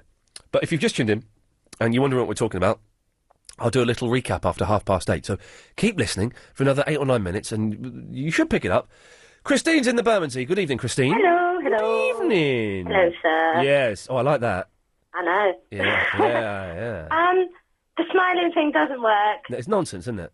Yeah, well, because I work in a really busy area. There's like about 800 people in my buildings, and I talk to most of them. Yeah. Because you're the cleaner. I talk on the phone to them. Oh, right. No, everyone calls me when they need help. Yeah. And sometimes, like, when I'm out in the shopping centre a bit at lunchtime, I'll see, like, people looking at me, and I'll think, oh, they might be someone from... And I'll smile at them, and then they just look at you like you're a nutter. Yeah, exactly. It doesn't work, and it's if you see someone looking at you, you think they recognise you, but No, I don't do the... Offer them a greeting and no. It doesn't work, and I've done it, and I've tried it, and I've, for a while, I was a borderline hippie. Do you know what, Christine, many years ago, and I'm not doing, but maybe 15 years ago, I was into, like, crystals and all that stuff. Seriously, can you believe that? Me? No. Into, like, crystals and all of that, only for about 6 months. But I was into all that stuff, and the smile you send out, man, it comes back to you a million... No, it doesn't. They think you're mental. Yeah, exactly. Anyway, Christine... That wasn't what No. I wanted. I was on the telly in London's Burning, and I didn't realise until I saw myself on the telly. Oh, really? Yeah. What happened? Well, one day I was walking my dog. Yeah. I was only about 14 at the time. Yeah. And there was because I used to live in the block next to where they film London's Burning. Oh, right. So I wasn't really that fussed about it. There was always cameras and lights all the time. I didn't care. And I was walking my dog, and there was some sort of fundraising event with clowns and parties and balloons and things going on. Yeah. I just walked past, as you would. Yeah, of course. On my way to where I'm going. And then, months later, I'd never watched London's Burning, by the way. No, It was my parents that had it on. I was young at the time. It's rubbish, isn't it, London's Burning? Yeah. I remember I watched the first ever episode, because the first series, it was about a woman firefighter. That was the story. It was a woman firefighter joining the tough, macho world of male firemen, and that was the gimmick. And then after a while, they got rid of her. Yeah. Oh, I vaguely remember that. Yeah. When I was, yeah. But it was rubbish. Yeah. It's a long, long time ago. Yeah. But, I then, my parents were watching London's Burning, and I saw, some sort of fundraiser thing going on there. And I think the storyline was something to do with... Fires and fundraising. ...had some disease, and that they wanted to get the money to send them to Disney World. And then there was a fire. No, this was a heartwarming story. Oh, okay, where okay. They had some fundraiser. And then you just see me in the background walking past, this black figure with my dog. Oh, no. Did you look good on telly? Well, you couldn't really tell it was me. Right. But I knew it was me because I remembered it. Yeah. So I was like, that was me on the telly. You should have phoned up London's Burning and got some money off them. Could you do that? Yeah, definitely. You're entitled to about 75 quid. Really? Yeah. An extra? Well, yeah, something like that. It's exciting, isn't it, stuff like that? But, I'm surprised I'm in this... the reason we're talking about this, Christine, is because I'm in this book, and I'm a bit... Oh, yeah, sorry, I was out. I didn't get back till 8 o'clock, so I went out for drinks after work with work colleagues. Oh, the boozing. Yeah, I only had 2 pints, though. Well, that's all right. 2 pints of gin. Hey, do you drink gin? Do you drink gin? Occasionally, but a long, long time ago, I had way too much after 2 bottles of red wine, and I was being really ill for Chris, a long time. Chris, you were telling me the other day about you were at someone's leaving party, Maxie Allen's second leaving party. Yeah. And an LBC presenter was knocking back the gin like there was no tomorrow. Yeah. Who was it? It was a bloke. Right. From the Weekends. A bloke from the Weekends. Well, that could be any number of people. James Max. James Max, yeah, good one. Dunno. He sounds like he likes gin. Christo Fufas. I don't think he was there. Are you going to tell us if we get it right? No. Oh, well, there's no point in playing that stupid game then, is there? That's a rubbish game. It's a rubbish game that has no... You'll never win. Yeah, imagine playing a game you can't win, Christine. What's the... Life. That's the game you can't win. It's like playing a computer game with my boyfriend. He's just too good at everything. Of course he is, because girls can't play computer games. We like to... Except for Tetris. Well, but... Yeah, I'm the best at Tetris. I challenge anyone's Tetris and I win. But Tetris, you can't win Tetris, though. Yeah, I know, but I win them. You know when you do two-player? Yeah, I haven't played Tetris for years. I met the guy that wrote Tetris, a Russian fella, Alex Pajitnov. It's an interesting story. There's a book about the story of Tetris. I recommend everyone reads it. It's very exciting. Lots of people getting ripped off and stuff. It was owned by the Russian government for a while. Did you know that? No. Because he developed it in Russia when it was still communist, and anything that was developed like that was instantly owned by the communist government. And then Robert Maxwell tried to buy it, and he released it, but he hadn't bought the rights, and then someone else... Anyway, I'll go to... What about the book you was in? I didn't hear that. Sorry, oh, yeah. So I'm in this book, AQA. You know AQA, Any Questions Answered, where you text them a question, and they answer it. Well, they said, oh, we know Iain uses AQA. If we send in some questions, will he answer them for us? And then we'll put them on the website. And I thought, all right. So I've answered them. I didn't realise they're going to be in a book. So all my answers are rubbish. Like, really short, really lazy, ill-thought-out, badly... Because here we go. Well, who is Iain Lee? And this is what I wrote. The tall, lanky, pale guy from the 11 o'clock show on Rise. He likes the Monkees, the Beach Boys, and he's good to his mum. And his cat, Velvet. Well, that's a rubbish answer. You can't put that in a book. Anyway, Christine, I have to go now. I've stunned you into silence. What was that at the end? Anyway, 0845 60 60 973. If you've just tuned in or if you haven't got a clue what we're talking about, when we come back from the LBC 97.3 News, I shall give us a little bit of a recap and a reminder. So if there's anything you fancy, you can give us a call and join in the fun. I always use my mirror when I'm driving. Otherwise I get lipstick everywhere. I'm a busy woman. I'm already late for a meeting and I have to look my best. You might say I'm an accident waiting to happen. And when it does, you should call BGR Bloomer Solicitors. Because if you're injured in a traffic accident and it's not your fault, you could get compensation. With BGR Bloomer, you talk directly to a solicitor and their service is completely free because they're paid by the insurers of the person who caused the accident. BGR Bloomer, 0800 177 666. Because when I pull out from a junction, I always look fantastic. On 97.3 DAB and online, London's biggest conversation, LBC. It's 8:30. I'm Holly Holland. The jury in the Princess Diana inquest have seen a receipt for an engagement ring which Dodi bought hours before they were killed in a crash. It was recovered after the couple's death and was dated August 30th, 1997, the day of the fatal accident in Paris. Dodi's father, Mohammed Al Fayed, says his son was intending to present it to Diana that night.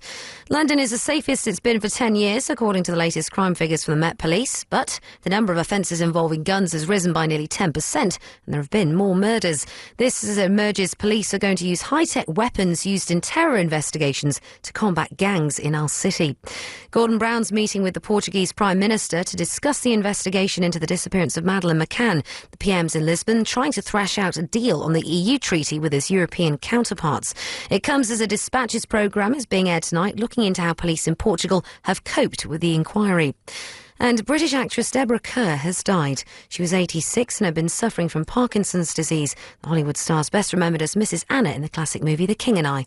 In London's travel news, there's slow traffic on the A1 Holloway Road heading northbound from Highbury Corner to Hornsey Road.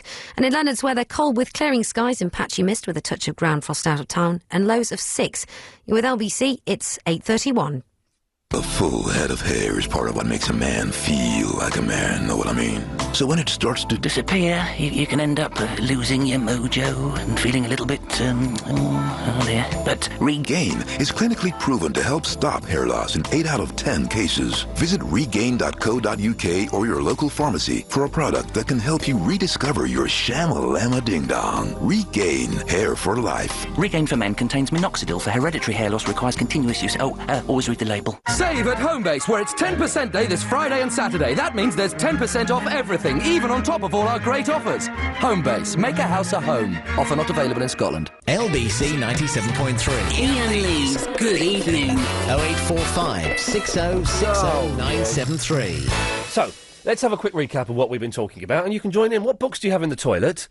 Is one of them. Not many people have phoned in. But do people still have books in the toilet? Maybe it's a bit of a dated thing. I was dead against it, and then just kind of recently, I thought, well, actually, this is a big book. It's not really that it's quite interesting, but it's not the sort of thing I'm going to sit down and read over a glass of Ovaltine, a cup of Ovaltine. But if it's in the loo, I'll pick it up and I'll have a little flick through it every now and then. So I've got a book about obscure rock stars from the 60s and 70s and 50s. 50s, 60s, 70s is a better way of saying that. They never quite made it, or never quite got the success and recognition they deserve. So that's what I'm reading. Have you ever been in a book or a film or a documentary or a pop video without knowing? What else was there? Oh, yeah, do you work in a top-secret location that you're not allowed to tell? We can change your name and stuff. I suppose if you did work in one in the past, it's probably a little bit easier. After I phoned up Xbox, and the guy I thought was in an Indian call centre, and he was Indian, but he wasn't in India, and he couldn't tell me where he was. It was top secret. 0845 60 60 973. There was something else, wasn't there? I was going to talk about, and I can't think. I can't think what it was. My mind's going to blank now. Well, that'll do for the moment. There was other stuff as well, but the oldest person who hasn't been to a wedding. Can we find anybody older than 36 who hasn't been to a wedding? Chris had never been. He's 27. Then Amanda Redmond's friend Jasmine hadn't been to a wedding. She's 36. Surely everyone goes to a wedding by the time they're 12, don't they? I remember getting dressed up and dragged along to weddings when I was a kid and hating it. They're boring. 0845 6060 973. Who's been here the longest? Pip has. Hello, Pip. Hi, Ian. I'm all shy now. I've lost my nerve. No, why are you shy? Because you mentioned briefly where you would like to go or buy property somewhere where it's hot. Yeah. And I thought, that's a bit weird, but how about Poland? And you've got a hot summer and then skiing. Now, I know you're not terribly into skiing, but then you can get all your friends out there and get the place done up cheap as chips. So it'd be sort of like a nice reversal sort of brain drain. So whilst all the Poles are over here working over here... We can go and steal some of their work. That's right. Teach them a lesson. And I thought it might be something really beautiful and a new business for Ian Lee Ventures, buying up property in Poland. But what do you know about Poland, Pip? Just think Switzerland, really. So you've got your... Well, no, I'm thinking Switzerland, but yes, OK. So you've got your mountain regions, you've got sort of, you've got your shitty bits too, but, not very good bits too. Yeah. But then you've got, it's just, frankly, not a lot, but it's pretty cool. And it's cheap. Well, that's good. But I was just kind of thinking, I don't really know. I'm dubious of buying somewhere in Spain because apparently, I don't know if this is true, but if there's the Spanish government can just reclaim your land at any moment. Right, and the police have all got guns. Yeah, so I don't know that. France is kind of the obvious thing. I don't want to speak French. Yeah. Well, Poland's an idea, I suppose. Yeah, or Czech, anywhere around there. And Warsaw's lovely, Prague's lovely. Yeah. And so you can rent it out during the year because you don't get much time off. No. And earn an income, get it cheap, and use it as a base to start and buy all the other places. And then take over the whole goddamn country. Exactly. Pip, that's an excellent idea. Thank you for that. Worries. Bye-bye. Bye-bye. There we go. This is because I've been watching A Place in the Sun, which is a brilliant programme, man. It's a good programme. And it's kind of got me thinking, well, maybe in 2-3 years, it's worth, buying like a small apartment. I don't want to get like a massive villa or something to buy. That'd be crazy. I want to go and rent a villa next year for my holidays. But I just want to buy like a small apartment, maybe. Might be quite nice to do. Anyway, 0845 6060 973. Jason, do you have a book in the toilet? I do indeed, Ian. What is it? I got one in each toilet. Oh, hark at you. Upstairs and down. I've got a Shots Almanac. What's that? It's a book. It's just got sort of miscellany, information. Right. Did you just say miscellany? Yeah. Okay, yeah. It's just, a sort of a... Like crazy facts? Yeah, basically, yeah. Just give me an example. I knew you was going to say this, and I can't think of a single one. You must have remembered one of them. It's just facts about, like the Olympics and, like politics, how to write a letter properly, how to, I can't think of anything in it. It's that's why it's toilet reading. It's just, it does you for your time, and then you leave it behind. Yeah, okay, all right, yeah. I was just thinking, actually, my mate, when I was younger and he used to go around each other's houses, school age, he used to have Guinness Book of Records in his toilet. Oh, see, that's a good toilet book, isn't it? Yeah, this is like, this like, Shots Almanac is, it's nothing like the Guinness Book of Records, but why are you reading about learning how to write a letter? You know how to write letters, Jason, don't you? Yeah, well, no, it's like how to write a letter to the Queen and how you should, address the Queen or address... I can't think now. But you address her mum, don't you? Something like that. Why are you going to write to the Queen? It's really long-winded how to address the Queen. It's like, I can't think, but it's Her Royal Majesty, the something or other, on the request of something. Yeah, it's really long. Why are you going to write to the Queen? I'm not going to. It's just... That's why it's toilet reading. Oh, okay, right, I see. It's not next to my bed, it's next to my toilet. Well, so what's in your other toilet and what's next to your bed? I've got Shots Almanac from the year before in the upstairs toilet. Oh, for goodness sakes. You and Shots Almanac. You love Shots Almanac. It's pathetic, isn't it? Yeah. And I think I'm reading one of the Harry Potters at the minute. Oh, Jason! Yeah, They're kids. How old are you? What, 50?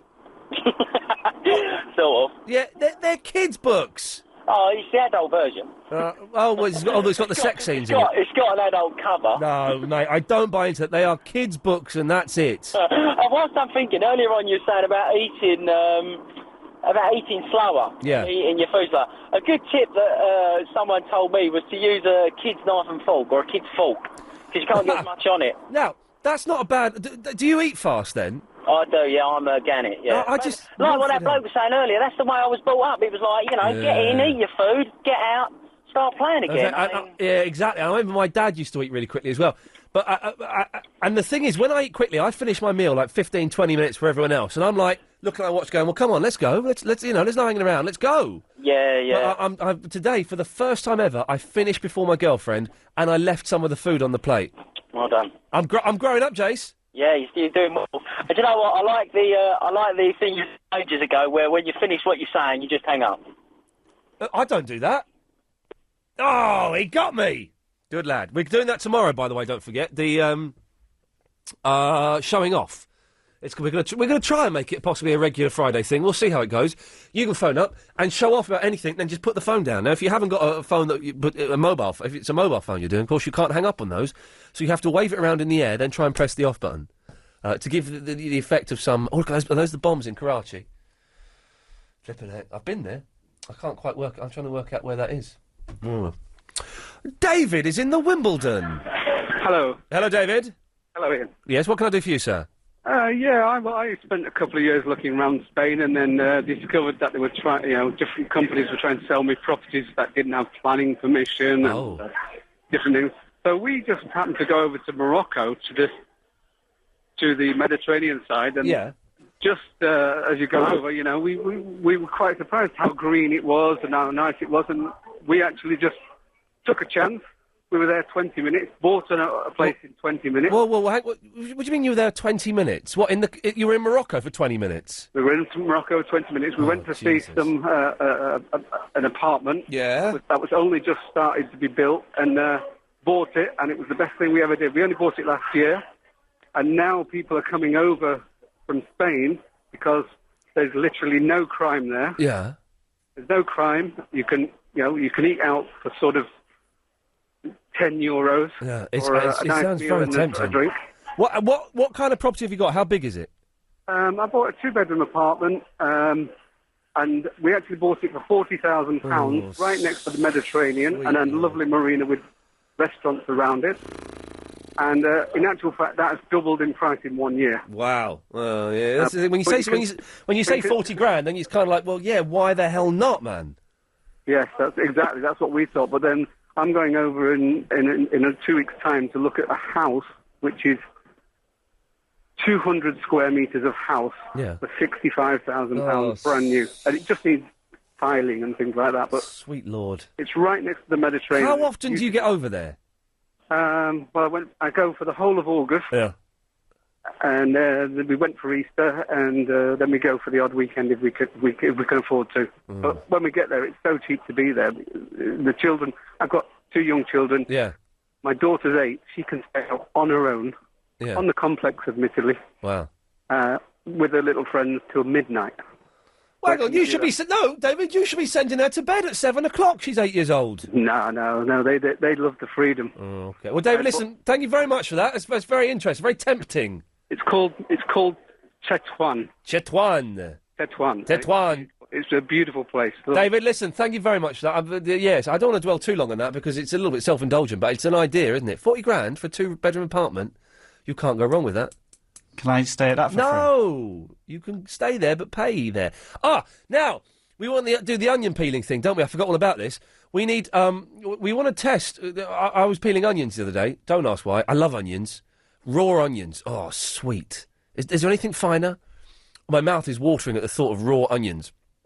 But they were making me cry hideously. Now, I've been told 2 ways that supposedly stop you crying when you're cutting onions. Now, the one way I was told, and I've been told this by a good friend, so I trust them, is you have a wooden spoon in your mouth. But then you came up with another suggestion, did you? Yeah, apparently you should be chewing gum. Chewing gum? Yeah. How is that going to stop it? Well, I didn't ask. Okay. I just accepted it. Okay, you've accepted it. Right, so what we need is And we may have left this too late. We need two people who've got access to onions, one person who has access to chewing gum, and one person who has access to a wooden spoon. And we will conduct a test live. I know it's a bit BBC Southern Counties. I don't care. We'll play exciting music behind it, and it'll be good. 0845 60 60 973. We need, as a matter of urgency, 2 onion peelers, one of whom has chewing gum, one of whom has a wooden spoon, to phone up now and come on the air, and we will conduct an experiment live on the radio as to which method best stops you crying when you're peeling the onions. 0845 60 60 973. I'm doing it in my dramatic voice. Rita. Hello. Hello, Rita. You know what you should do? You run the cold tap when you're peeling onions, and you never cry then. Don't give us another one. No, I'm telling you, that's what I do. Rita, it says on my screen... What? It says on my screen... Yes. Your brother... My brother... is the most famous person ever. Well, there were 3 of them, but, I mean, he was the first one after Bombardier Billy Wells in 1945. You know, it was the rank. Right. And he came back from Canada. He was in the Canadian Army, and he lived around here in Shepherd's Bush, Hammersmith. Who bombardier Billy Wells? No, that was he was the one on the screen before my brother, during the war. But he came back, and my brother did it. He was picked out of about 50-odd people. Yeah. He was a wrestler. Yeah. And Big Daddy. Well, not him, no. No. But my brother, you do see him on the film still, and he was an extra, and he did lots of films. Well, Rita, stay there. We'll find out more about your brother, who is apparently the most famous person ever. Don't go away after this. It's the Travel News Now with Maggie Doyle. Thank you. Well, the M40 is slow heading out of town around Junction 5 for Stoke and Church. If you've got any updates for me, call me on the jam line, 08000 68 60 80. Delays clearing now on the anti-clockwise M25 around junctions, around the Dartford Tunnel, I should say. It was very slow earlier on, but it's all looking a lot better. Easing off as well, heading out of town on the A1, Holloway Road, heading northbound from Highbury Corner to Hornsey Road. There's delays in Kingston on the A307, that's Fairfield West, heading westbound. That's because the lights are out at Weston Park. Queues on the Kew Road southbound, the A307 at Richmond Circus. There's delays in Camden with a crash blocking a lane on Camden Street, heading into town at the junction of Hawley Road. Slow traffic as well on the A4 Knightsbridge westbound at Scotch Corner. On the tubes, everything's looking okay. LBC 97.3 travel. Your next update is in half an hour.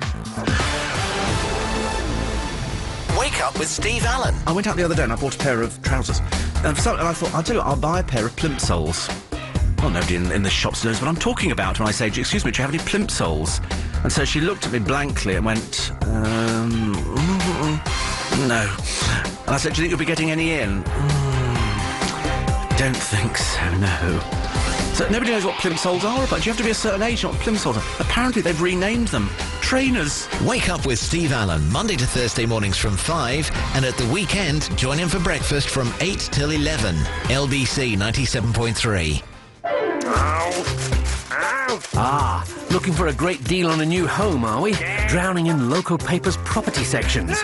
With smartnewhomes.com, we've got loads and loads of deals from loads and loads of developers. Even better, you tell us what you want and we'll send you an email or text alert of the latest deals that suit you. It's just part of the service from the site with thousands and thousands of new homes. Smartnewhomes.com, the smarter way to buy a new home. Iain Lee's Good Evening.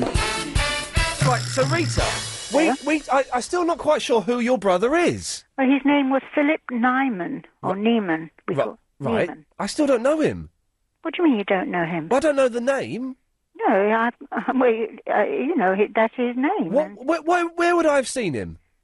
Well, you see him on old films that we see now in the afternoons. I saw him a few weeks ago, and it was on the... Doing what?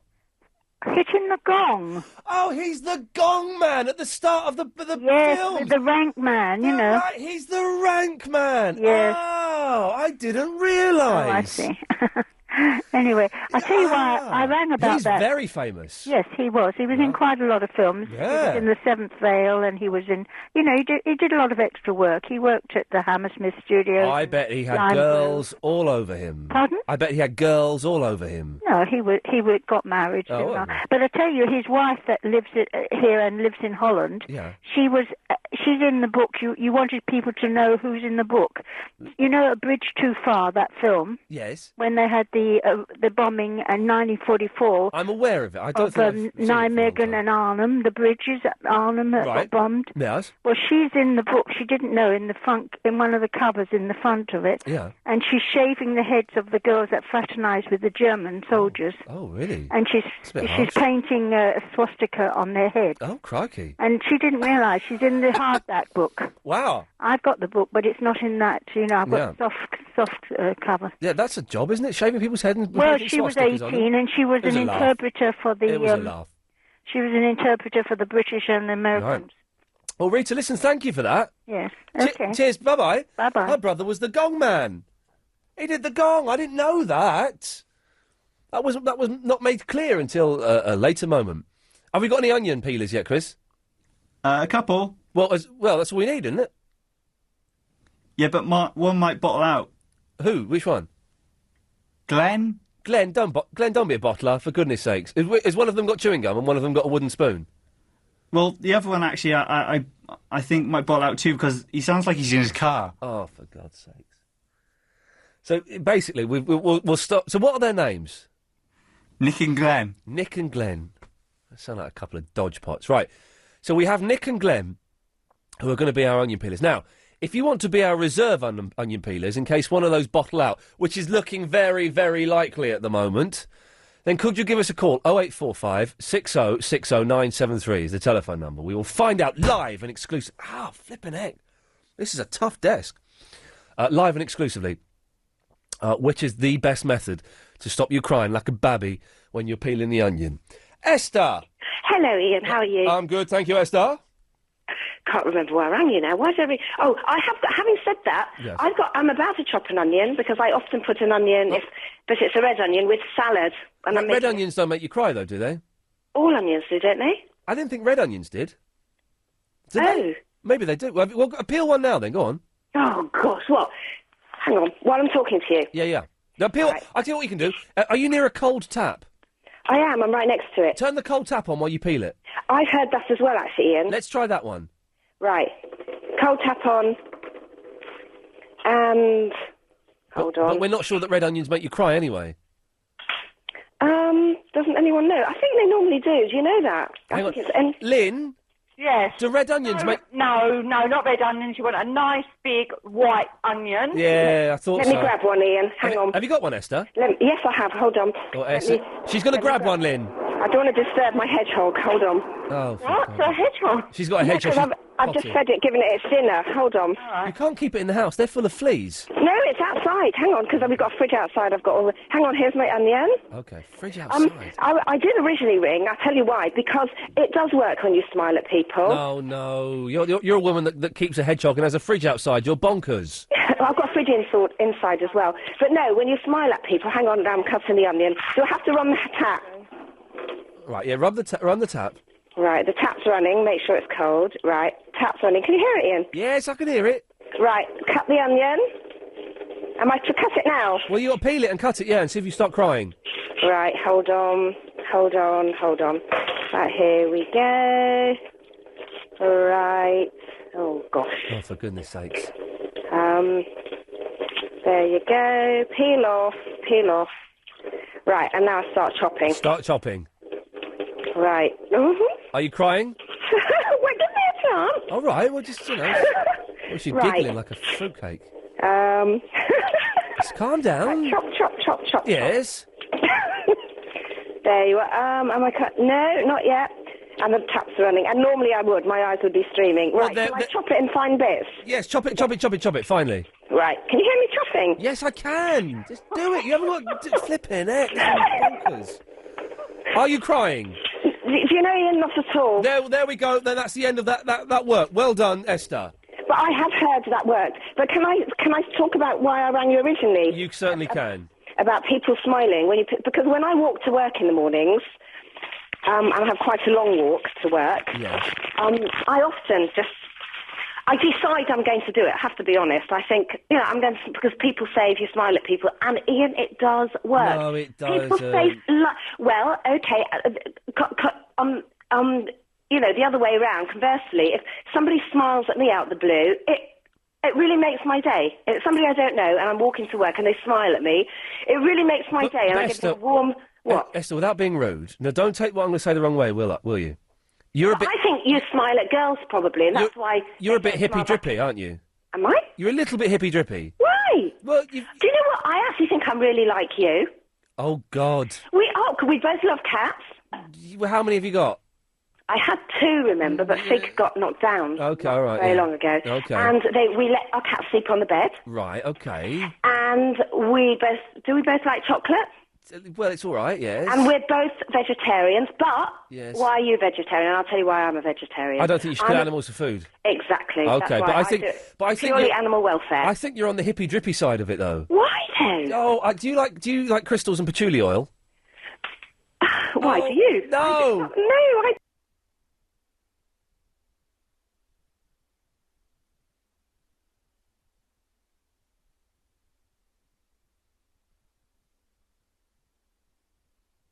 You hoped. And also, a clairvoyant helped me find my cat. Right. I was telling Nick Ferrari the other morning. There we go. A clairvoyant helped. Truly, Ian, this is true. Yeah. This clairvoyant helped me find my cat because I thought it had been knocked down and. Lynn, are you laughing?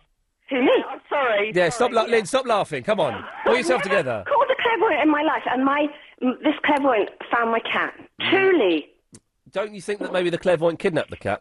No, because I spoke to the clairvoyant on the phone. Okie dokie. And what did the clairvoyant say? Well, I rang up because I was desperate, because the cat hadn't come home for 9 days, and he'd never, ever not come home before. Yeah. And it wasn't a particularly young cat. Yeah. I'd had him about 7 years.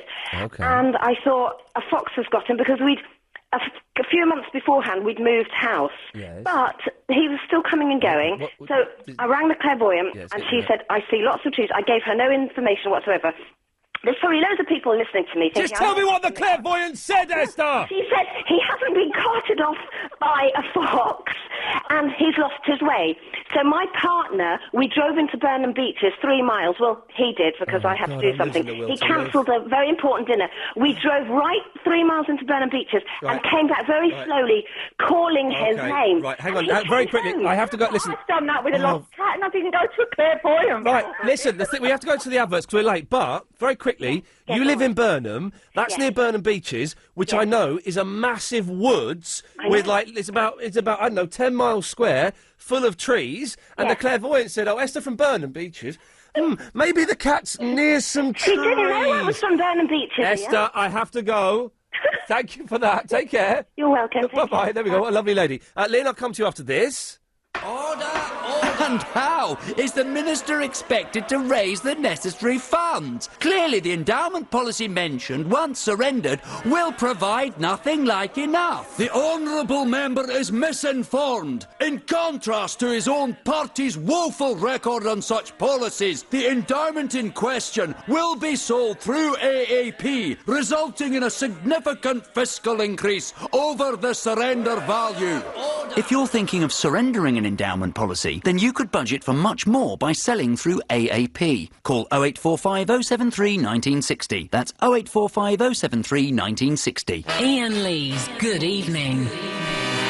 She sounded lovely, Lynn, but she was bonkers, wasn't she? Well, I tell you what, I've got 2 cats. I'm veggie. Oh, God. I occasionally eat chocolate. Right. I don't, and I can be occasionally mad, but my God, I don't go around smiling at everybody in the street. No, it doesn't work, does it? It doesn't work. No, I've done it a couple of times. The only people that do that are dog walkers. Yeah. Like, oh, hello, good morning. Yes. Now, what I was ringing for really is 2 things, because I rang you about people who sit in the toilet and read, but while you were talking about the onions came on in the... Oh, yeah. Right. Peel them from the top. Right. Just all the way around, peel them, just But don't cut them, just peel them with your fingers. Don't cut them. Right at the last moment, Yeah. cut them. Get in there, yes. Right down by the root. Okay. And then that's it. And that'll do it. Done. I can't believe this is Chris's idea to talk about onions. I'm regretting it already. Right, now I want to say... You're booking the loo. It's really a bloke thing. It's disgusting. Oh. I bet you no woman... Oh. Why do you want to sit in the toilet and read a book? Well, just because you're there anyway. You might as well... As quick as you can. I don't like hanging around in there. I'm not going to stay there. I'm not one of those blokes that stays there for half an hour. I'm in and out in 3 minutes. But for those 3 minutes, I like to do something or learn something or improve myself in some way. Oh, no. Well, you could think about what you're going to do when you get up, but no, please, I just feel like it's really dirty to even touch the book in the toilet. I used to feel like that, but then, Lynn, I saw the light, and I realised it's a good moment to have a little bit of peace and a little bit of quiet and a little bit of a read-up. Sorry, I bet you if you did a poll, not many women... Well, no women have called in yet to say they've got books in the toilet, so maybe you could... Well, that's what we'll put out a call in the last hour, Lynn, for women who have books in their toilets. 0845 60 60973.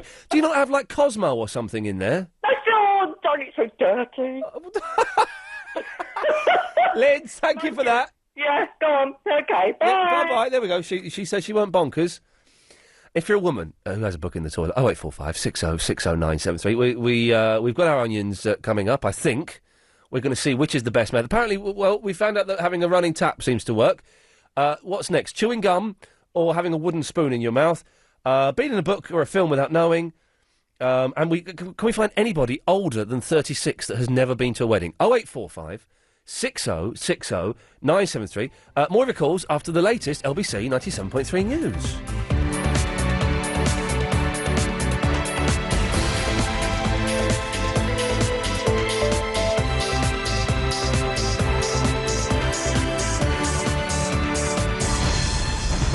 On 97.3 DAB and online. London's biggest conversation.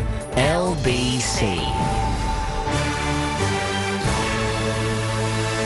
At 9, former Pakistan president escapes bomb blasts. Did Dodi plan on proposing to Diana on the night of their deaths? And are MPs eating all the pies? One Tory says so. It's 9 o'clock. I'm Holly Holland. Pakistan's former Prime Minister Benazir Bhutto has narrowly escaped 2 suspected bomb blasts in Karachi. Dozens of deaths have been reported. She flew into the country earlier to relaunch her political career after an 8-year exile. Thousands came to show their support, but she'd been warned about potential suicide attacks from extremists. The Princess Diana inquest has been told her lover Dodi Fayed bought an £11,000 ring hours before the fatal car crash in Paris. The jury also heard Dodi was planning to propose to Diana on the night of the accident. Sky's royal correspondent Sarah Hughes has been following the case and says the court's been shown CCTV footage from a jeweller's showing Dodi looking at rings. He leaves the store with just a brochure in his hand, but a little later on, Claude Roulet from the Ritz Hotel returns there. He selects 2 rings, takes them back to Dodi Al Fayed at the Ritz Hotel, and it's claimed Dodi chooses one from the Dis-moi oui, or Tell Me Yes, engagement ring. Ken Livingstone's admitted to LBC it's easier for teenagers to get hold of guns and knives since he's been mayor. Figures show robbery and violence in London are down, but gun crime is still rising. 22 teenagers have been killed by knives or firearms in London this year. David Ruffley, Conservative Shadow Home Affairs spokesman and MP for Bury St Edmunds, told LBC we need a larger police presence in our communities. 1 hour in 5 of a beat office in London is actually spent on the streets. The rest of the time in the station, not on the streets. That can't be right. We have policies to make that happen. So the police do a great job, but they're getting pretty demoralised with this paperwork. That's got to change. Now, Ken Livingstone can't change that. It's only Gordon Brown and Jackie Smith, the Home Secretary, and they ain't done much about it in the last 10 years. Londoners know that. It comes as it emerges teenage gangs responsible for gun crime in London will be targeted using bugs and surveillance devices. Police will use the same tactics as in terror investigations and hope they'll be able to identify key members and break alliances. Next this hour, Tory MPs calling for the Commons shooting range to be replaced with a swimming pool to help portly politicians lose weight.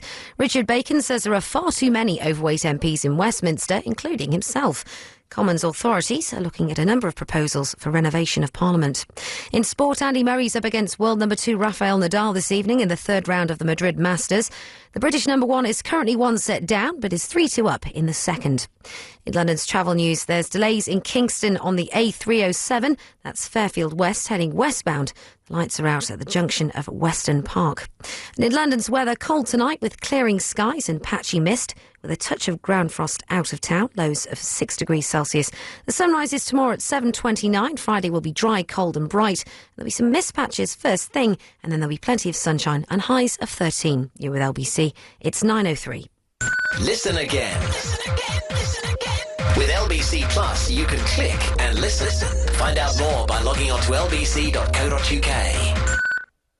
Ding dong, I say, looking for a new pad to buy or rent in the capital? Then open the right doors with rightmove.co.uk, the UK's #1 property website. From renting a studio to buying a news house, they add a rather impressive 2,500 properties every day. So, if you're hunting for a home to buy or rent in London, open the right doors at rightmove.co.uk for properties with a little more ding dong. If you have hip or knee osteoarthritis and have been suffering from chronic pain for more than 3 months, the Barts Pain Research Group would like to hear from you. We're looking for people over the age of 40 to take part in a study that looks at the pain relief gained from taking a new, strong painkiller.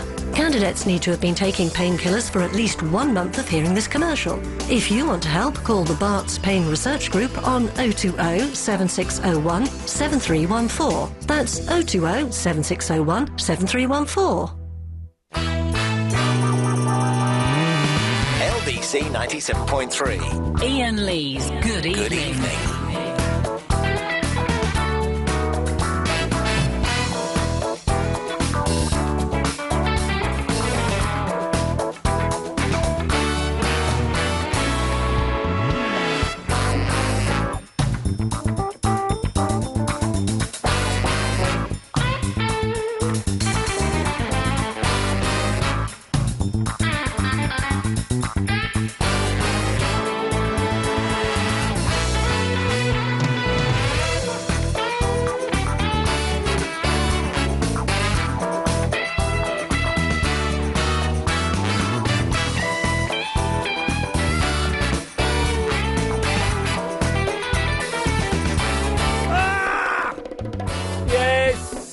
Yes, oh yes. Do you know what? I like the mushy peas. Don't we all? Hang on, let's see if we can just do this. I like the mushy peas.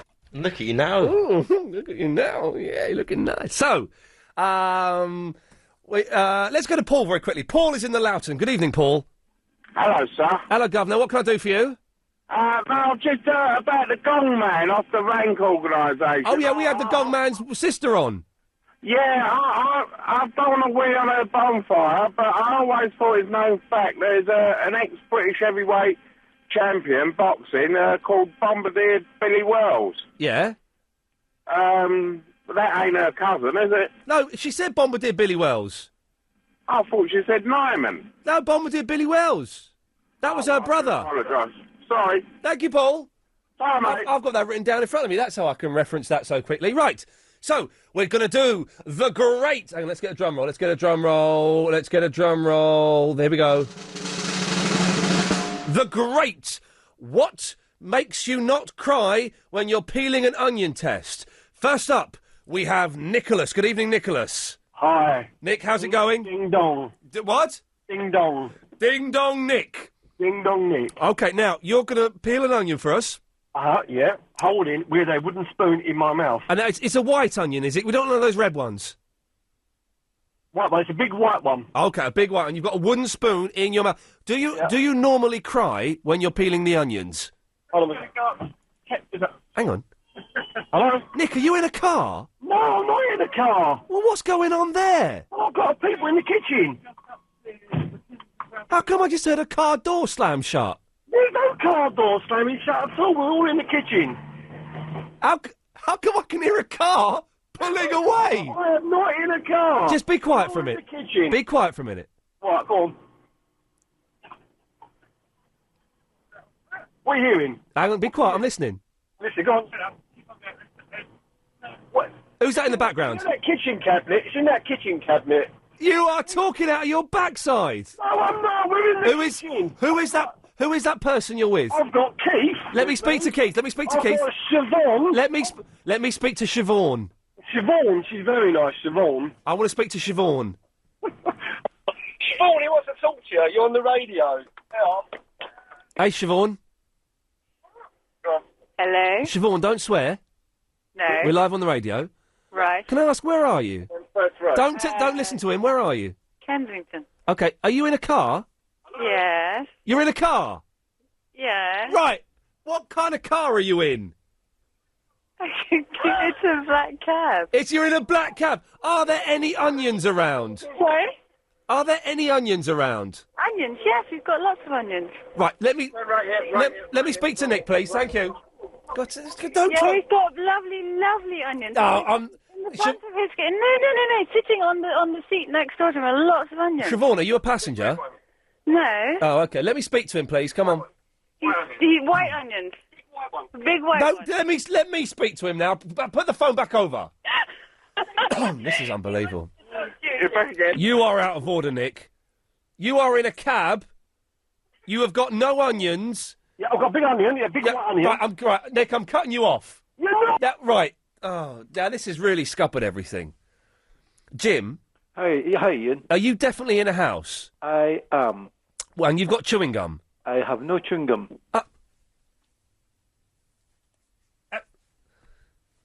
Have you got onions? I've got oranges, lots of oranges. Oh, for God's sakes. This is What are you going to do with oranges? I could peel an orange and I could pretend it's an onion, and then we could set up the whatever you want to do and see if it works. No, but what I want to do, Jim, requires onions and chewing gum. But I'm being shanghaied into this. I didn't phone to take part in this experiment. Well, what did you phone? Be with you in a second, Barry. All right. What did you phone for? Well, there's an old saying, to know your onions. And as you're talking about onions, I just wondered where this came from. Because obviously Barry knows all about onions. Of course I do. Yeah, there's red onions and white onions, but I don't think the saying applies to onions. I think it applies to... There's more than that, my friend. Yeah, but where did it come from? To know your onions? Yeah, Barry, can I ask you just to put your mouth, I don't know, near the phone or something? Oh, I'm a bit far away, am I? Well, is this the phone you normally call on? Because it sounds rubbish. Is it? Can you hear me now? Sort of. I can hear you clearly, Barry. All right. Well, Barry, explain to Jim where to know your onions comes from and the different types of onions. Well, let's first things first. Spring. Oh, spring onions. Oh, yeah, spring onion. Yeah. Spanish. Oh, Spanish onions. Yeah. Shallot. French onions. Are they an onion? Shallot Yeah, is from the onion family, family d'oignon. Okay. I like those. I like them shallots. Thank you. Yes. I hate onions. Yes. Good. So, to know your onions, well, it's a very interesting thing. I'd like to offer up some... You literally know your onions, don't you, Barry? I literally know my onions. I've named 4. Yes. But where the expression comes from, I've no idea. Okay, disappointing. Right, so Jim, you haven't got any onions. I've got no onions. Right, I'm cutting you off. This is all backfired terribly, Barry. This was Chris's idea to find out which method of peeling onions works the best, whether the spoon in the mouth or the chewing gum. Now, Chris, are they the only people that called in? Yeah. Right, well, we need 2 more onion peelers. 0845 60, steady on, 60973. We need 2 more onion peelers to take part in the Great Onion Experiment of 2007 on LBC 97.3, home of the onions, London's biggest onion. Do you want me to do the onion test? Because I was going to talk about the toilet. Have you got an onion? Well, I'll have a look. I'll go back in the kitchen. Have a little look. It's got to be a white onion. Let's have a look. And then have you got any chewing gum? That's the free. I've got a wooden spoon. Okay, well, that's a start. Okay. Have a look for it. I've got a white onion. It's a cooking onion. Well, right, hang on, Chris. Can you take line 5? See if either of these 2 lines have got chewing gum and an onion, because then we can do Ideally, I wanted to do them both at the same time, but it's looking like this has been an awful, awful idea. It's not going all that well. We'll try and salvage something. Well, we'll see what we can get out of the dregs of my career. But you called in about the toilet book as well, did you? I phoned in about being on the toilet. Okay. I'm not going to say nothing, rude, don't worry. Okay. Another daddy. Ian. Okay. When my Margaret's sitting on the toilet... Yes. I'm not going to go into detail, but she's in our toilet, you know. Yes. Sometimes, and some ladies might find this situation. Yes. She's got a copy of a magazine. Right. Woman's Own, Take a Break, yes. such like. Oh, Pete's called in with an onion. Oh, Pete's just put the phone down. Nuts. Carry on with the story then, Barry. She very often finds it rather off-putting when someone's looking out from the magazine. Right, yes. At her. Well, yes, I'd imagine she would. To seize up. Right. Quickly put Pete through, Chris. She seizes right up. Yeah, the magazine, like if Jordan or someone is... Yeah, looking out at her. Quickly, Chris, put Pete through. An attractive man. Yes. And she finds that it seizes... Well, yes. not it. She seizes... Right. Anne, have you got an onion? Right up. No, Barry, no, Barry, have you got... Anne, have you got an onion? No. Oh, for goodness sakes. Then it's like... Right, OK. Right, Barry, we're going to let you go. Getting the marshmallow. OK, lovely. Well, that fired horribly. Anne. Yes. You're a lady. Yes. Do you have a book in the toilet? No, I do crosswords. Oh, OK. We were told that no woman would call in and say that they had any form of reading material. Yes, I sometimes have a pen to do the answers, but sometimes I do the answers in my head. What? How can you do that? Are you like the Rain Man or something? That can't be possible. Well, it's different from magazines, isn't it? Yeah. Well, it is different, but you can't do a crossword in your head. How can you... Well, yes, the answers, you can do it sometimes if you don't want to write it down. What do you mean if you don't want to write it down? That's literally 50% of the crossword is writing it down. Yes, well, OK. So I write all down. I do about 3 pages. Wow. Do you do the normal crosswords, or do you do those cryptic... Do you do those cryptic ones, though? No, I can't do those. Just do the easy ones. Look east for the lady and down for the wall. And this answer is 7 of. It's stuff like that. It doesn't. Don't try and work it out, because I've just made that up. But I don't know. No, I've just made it up. OK. Well, Anne, thank you for that. Thank you. Lovely. 0845 606 0973. I can see this onion thing is just not going to happen. We do want 2 people to peel an onion. I can't believe I'm saying this. One with chewing gum, one with a wooden spoon. Let's just have the travel. So travel news now, Maggie Doyle. Well, there's delays in Kingston on the A307, that's Fairfield West, heading westbound. The lights are out at Weston Park, so that's causing traffic to slow down. Delays in Camden as well, with a crash blocking a lane on Camden Street, heading into town at the junction of Hawley Road. The M25 is looking a lot better now. There was patches of busyness around the orbital earlier on, but it's all looking pretty good. Slow traffic on the A4 in town, Knightsbridge, heading westbound at Scotch Corner, and it's quite congested as well around Shaftesbury Avenue between Charing Cross Road and Piccadilly Circus. Over on the tubes, there's a good service operating on all lines. Now, because of industrial action in France, there's going to be delays and cancellations to some Eurostar services throughout today and tomorrow. LBC 97.3 travel. Your next update is in half an hour.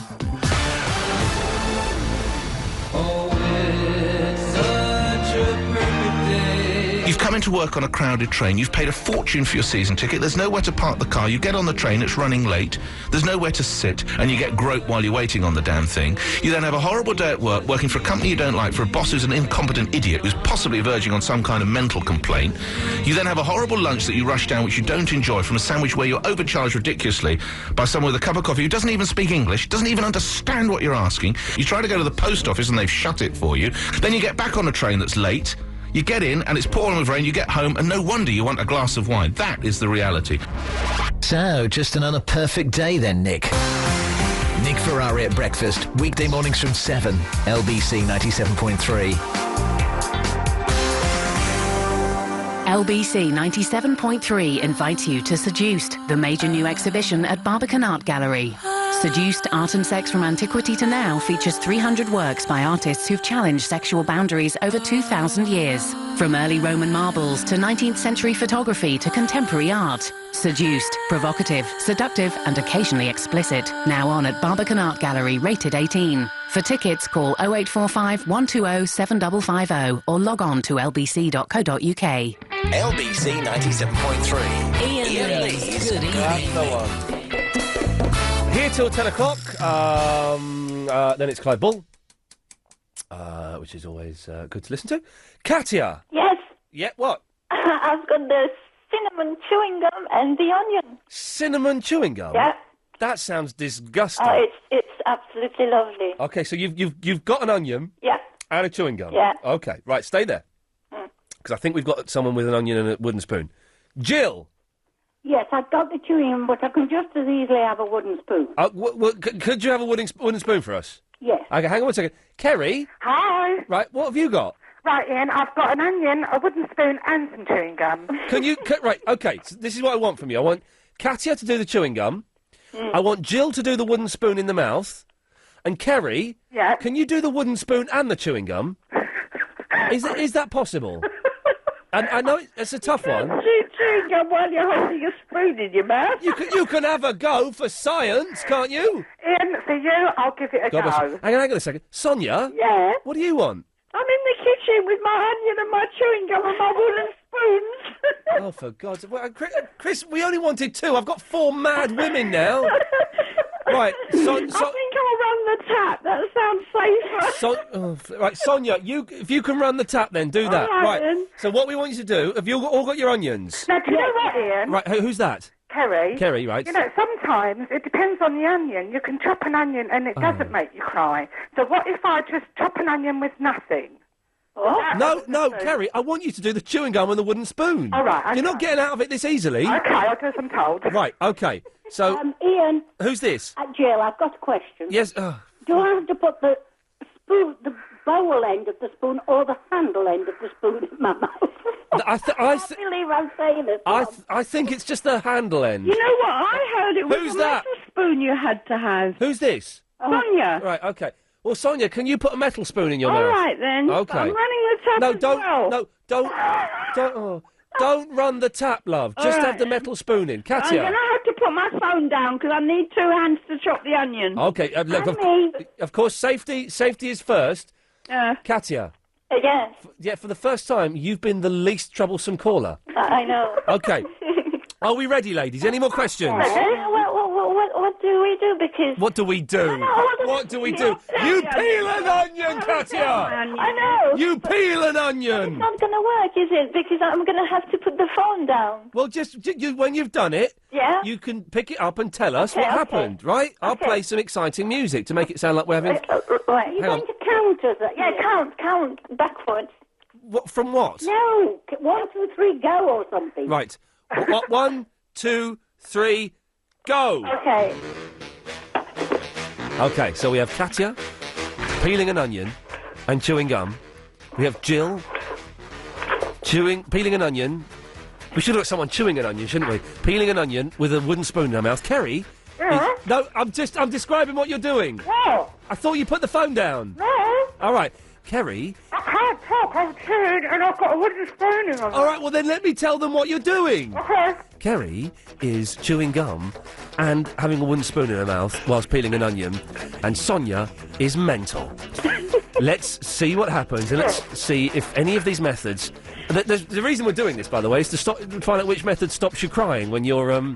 No, I'm crying. Who are you? Sonia. So the metal spoon doesn't work. Well, the metal spoon was your idea. No, I read about it somewhere. And it's a rubbish idea. Metal spoon? It does improve it a little bit, but not much. But you could catch the tears on the spoon and make tea out of them.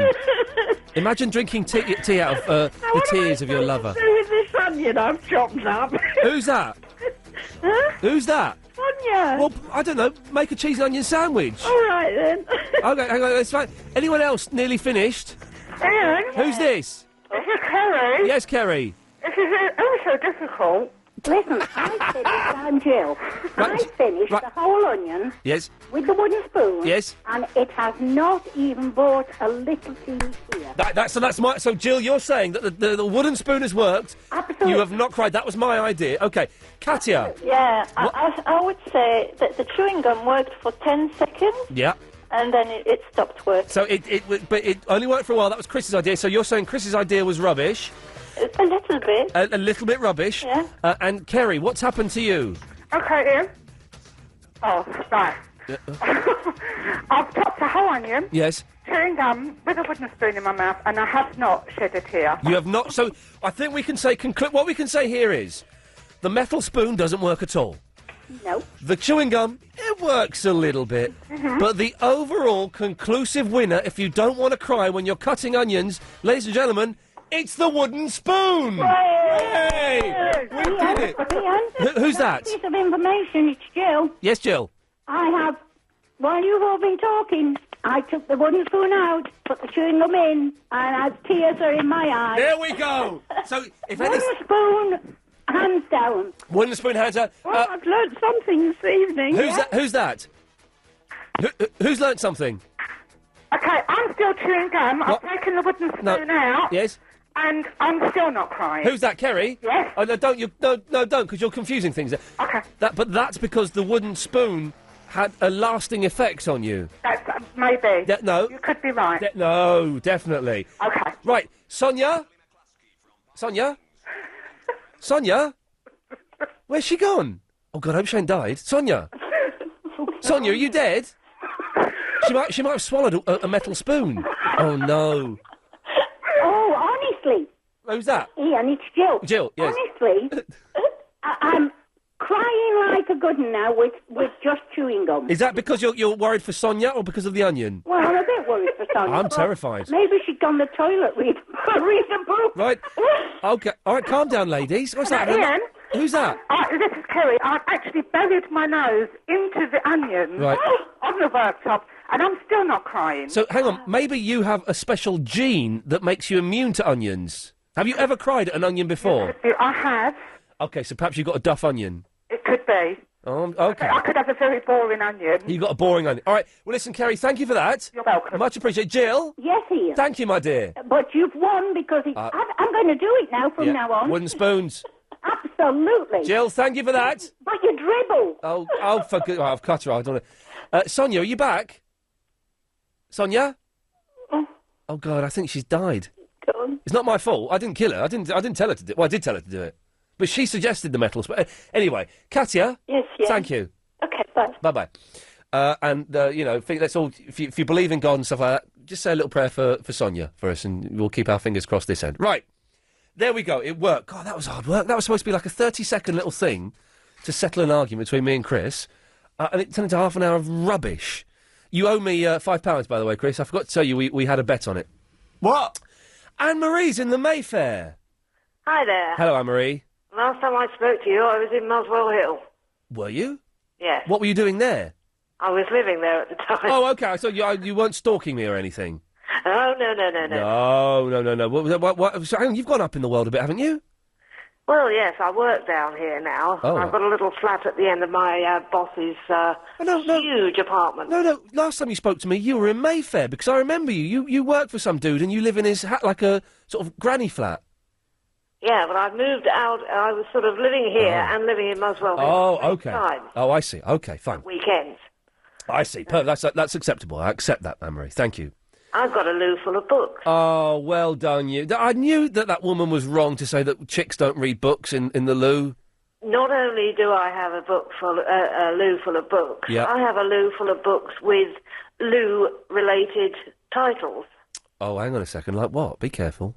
Well, there's one here Yes. by Michael Powell called Complete CRAP. Right. And That smells I've crap. got one called Is It Just Me or Is Everything? Oh, yeah. Okay. Yeah. That's good. That book. I think I've read that. What is that? Is it just me or is everything? Yeah. I've read that book. I think yeah, it's good. It's a good book. That. The nice thing about the Complete C. Yeah. you know, Oh, yeah. Yeah. is it's a book of little sort of soundbite things like excuses and real car insurance claims. Oh, yeah. And, various things that you can just sort of dip in and out of it. I had to make a car insurance claim the other day because some stupid tiny woman in a massive Jeep reversed into my car and made a hole in it. And I've realised I forgot to put down in the claim the damage that she'd done to the car. I described the incident, but didn't write down the damage. Why is it that very, very small women drive very, very big cars? I'm not one of those people that's against the Chelsea tractor and all that. People can drive what they want, but you've got to be able to see what's behind you. And this woman got out and said, she reversed into me. Oh, I'm sorry, I didn't see you there. Well, then you shouldn't be driving it if you can't see a car behind you, you silly mare. Well, exactly. I mean, it's not as if she was blind, or was she? Well, if she was, she did a good job of hiding it. Yes. Anne-Marie, any other books that you'd like to point out to us? As I say, is it just me or is everything... Oh, yeah, OK, we've got that one, yeah. There's a follow-up by someone else called It Is Just You, Not Everything Is... OK, really? That's a good book. Good title, yeah. And I've got another one called A Year in the Merde. OK, so they've all got poo in the title, is probably what you're saying. Well, Anne-Marie, listen, thank you very much for that. Excellent stuff, thank you. We've proved, beyond a doubt, she's got a whole library in there. I don't want to have a selection of books when I go to the lavatory. Just one, or, one is pretty much enough for me. Right, 0845 60 60 973 is the telephone. Oh, Leon. Hello, mate. Can I do you when we come back from the news? Yeah, no worries. Give us a little teaser of what you're going to be talking about. Reading newspapers in toilet. OK, reading newspapers in toilet. Right, 0845 60 609. We're being very mature, Chris. We're talking about lavatories, but we're keeping it above the waist, you see. That takes skill. How'd you do it? By being skillful.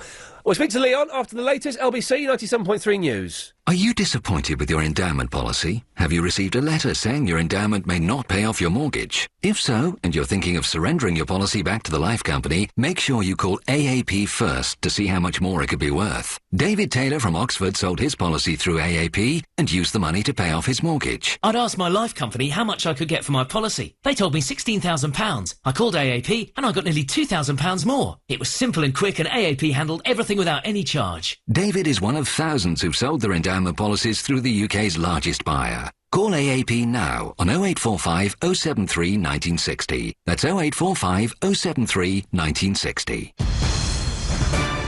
On 97.3 DAB and online, London's biggest conversation, LBC.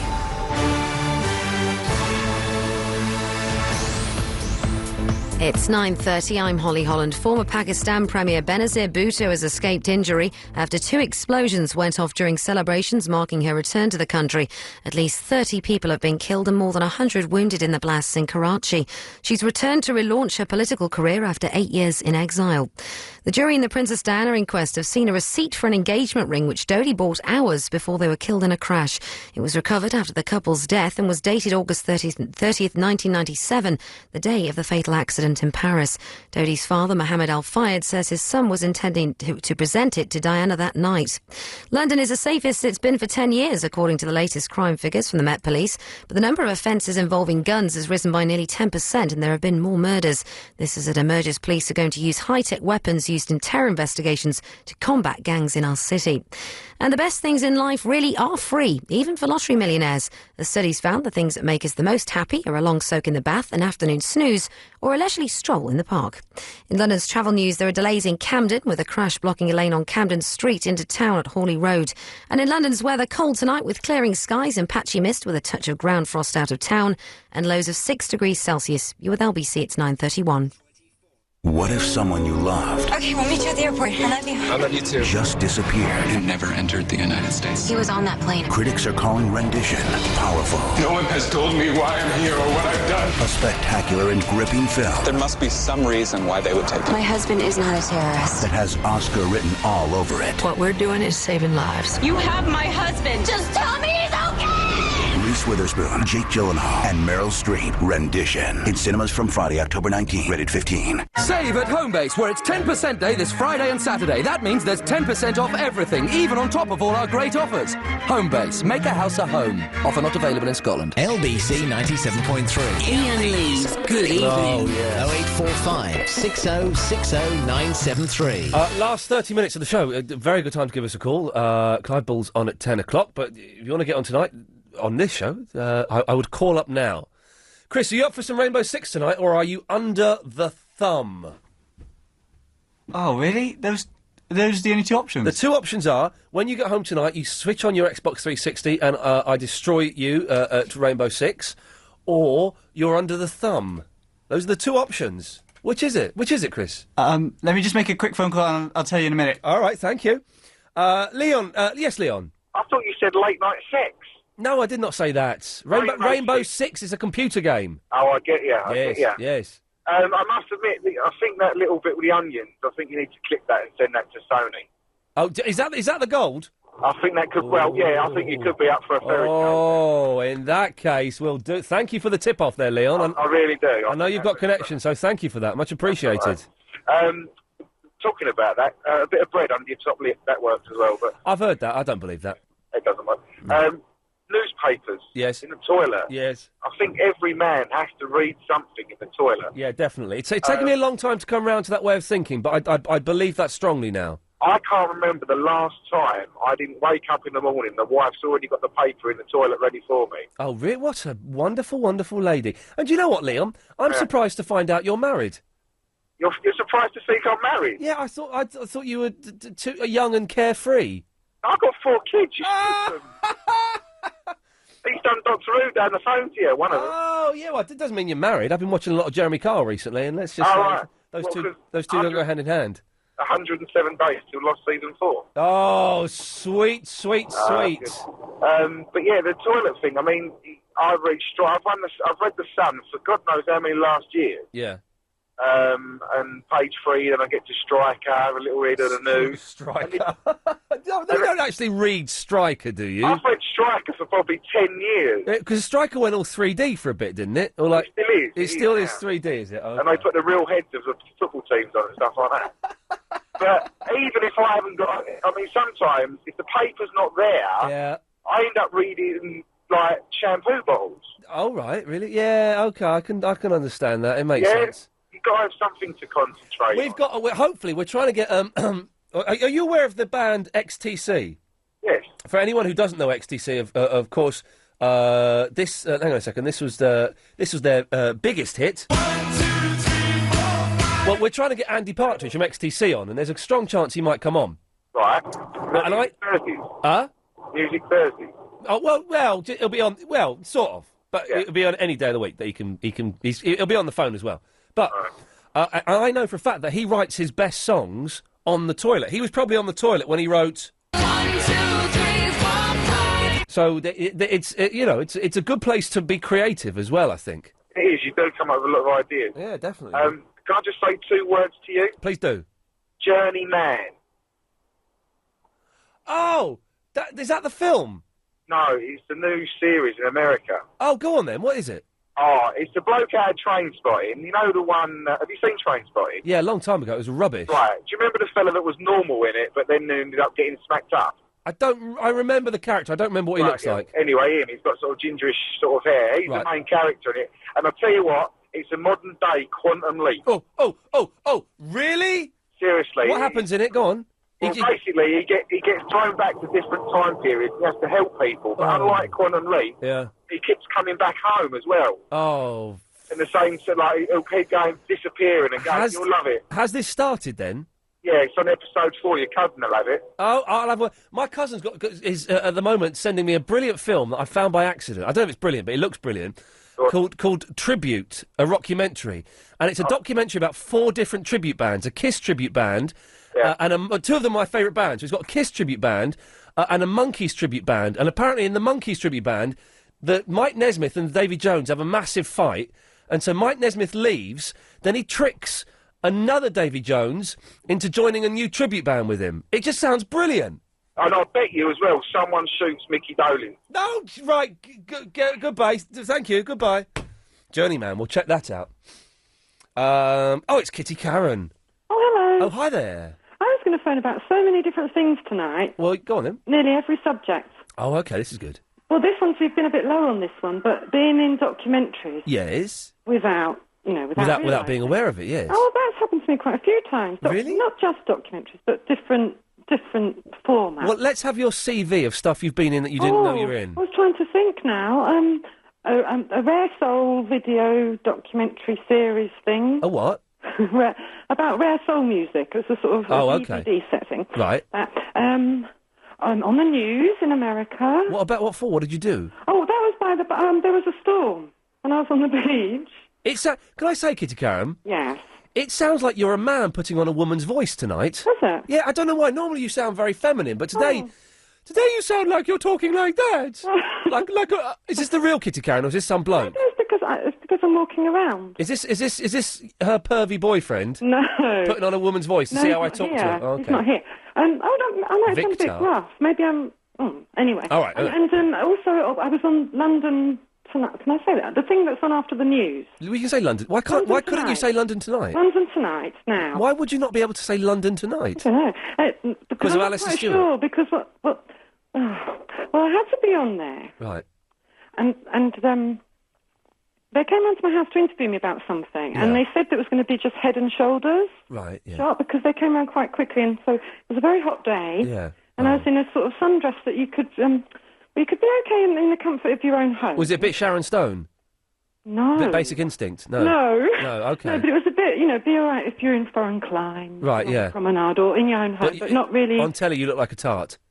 Exactly, but Right. they promised me. They said, no, don't get changed, that's fine. Just head and shoulders. No. Head and shoulders shot. Always asked to see the shot. So can I see the shot, please? And then they ran off, and he was on crutches as well, so I didn't like to... Anyway, so... And then when I saw the news that night, not pleased. Oh, no. Not at all pleased. Legs dangling around all over the place. Oh, you hussy. And he edited it to make me look like a fool. Really? Yeah, oh yes. Why? Can you believe it? Well, it was a celebrity-based animal story. Yeah. Well, it just made it just all seem silly. Yeah, well, they do that. That's what telly does. Which it was, but it was supposed to be for a good reason. No. But, no. Oh, I'm sorry about that. Well, Yeah. is it on YouTube? Can I have a look? No, I don't think it's on anywhere. It was to do with people you don't like as well. Who don't I like? No, bands that you're not keen on. Which one? That knows. Oasis. Oh, good. Well, I'm glad they make it look stupid then. They're rubbish. It wasn't my fault, though. Okay. And yes, and so, yeah, various things. But I knew who Alan de Botton was earlier. Okay. I knew Jonah. Okay. All right, calm down. So you're 2 hours late for everything. know, Right? Yeah. What book have you got in the toilet? That's disgusting. Oh, okay. No, that's not right.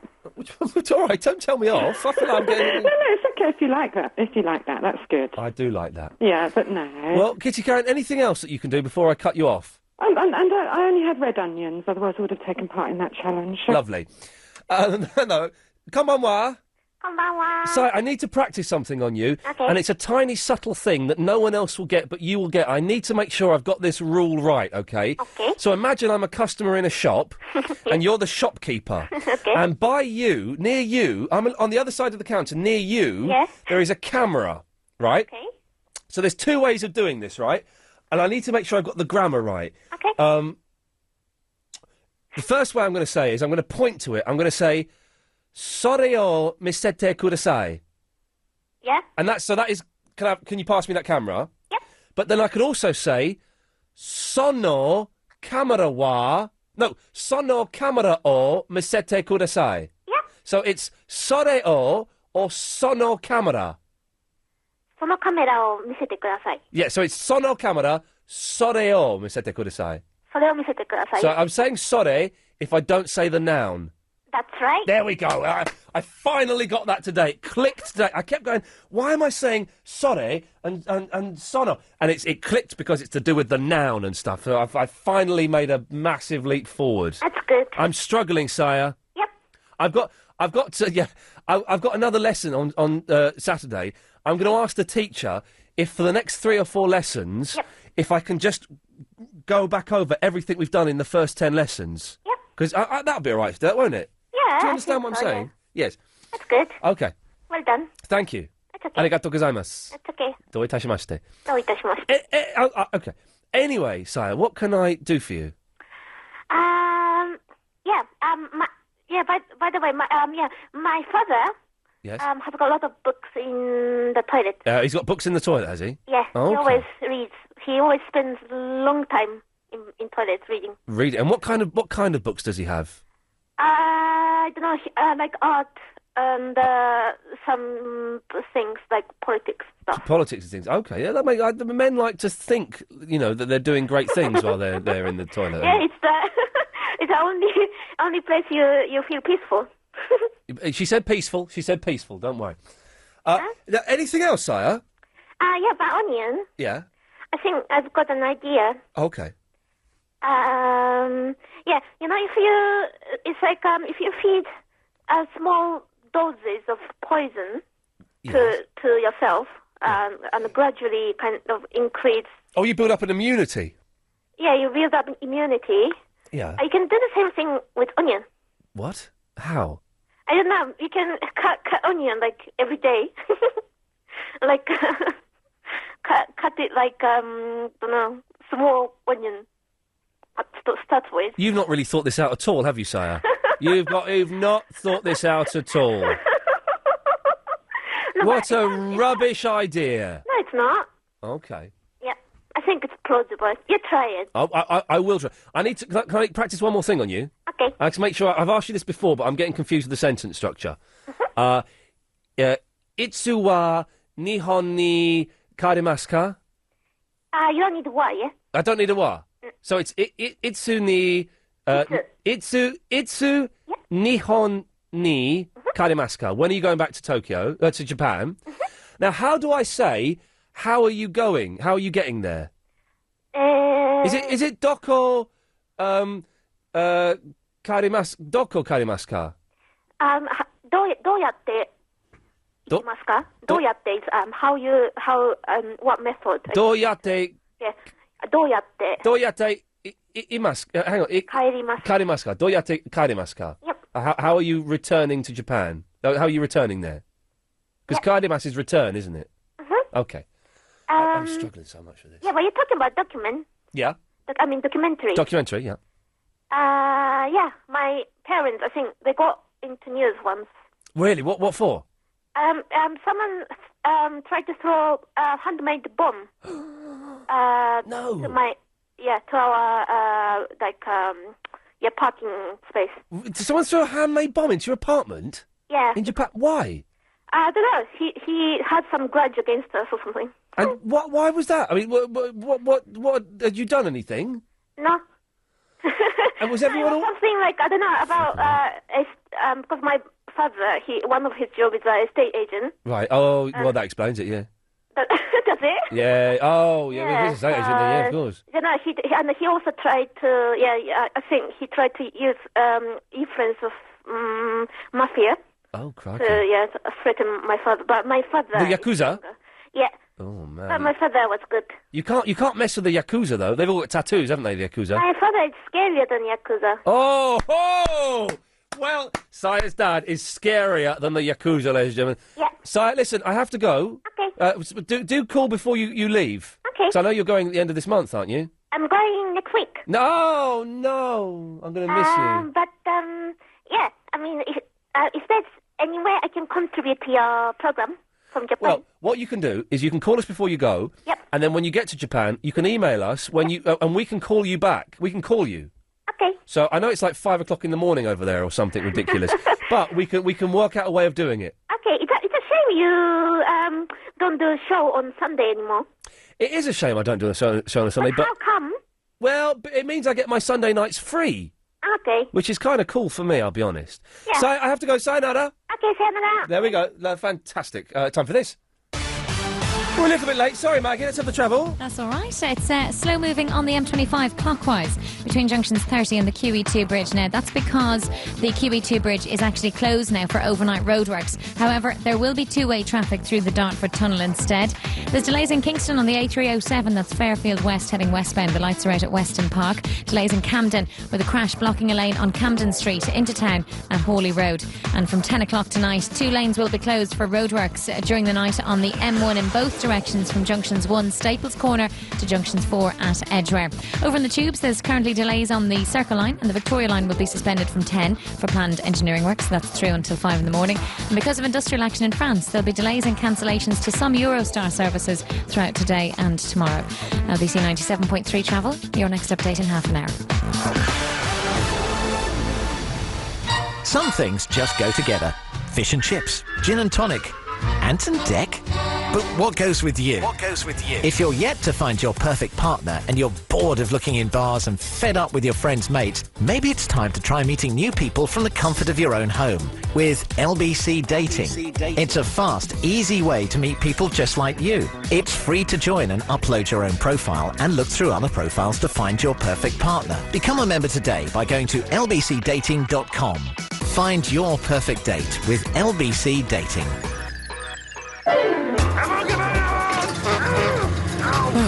Looking for a new home, are we? Driving around aimlessly hoping to find the right development. With smartnewhomes.com, we do all the running around. Just tell us what you're after. Then we'll chase developers and arrange viewings, which means you only visit developments with something to suit you. It's just part of the service from the site with thousands and thousands of new homes. Smartnewhomes.com, the smarter way to buy a new home.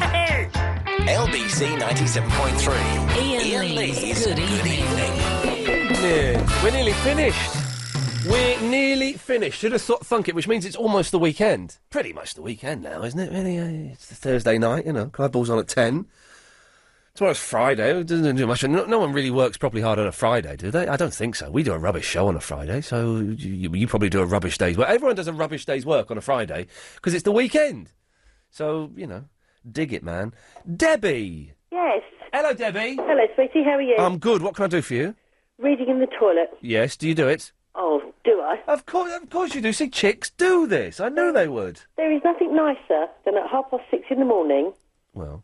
reading a book while you're on the loo. Yes. And what book are you reading currently? Oh, all sorts of things.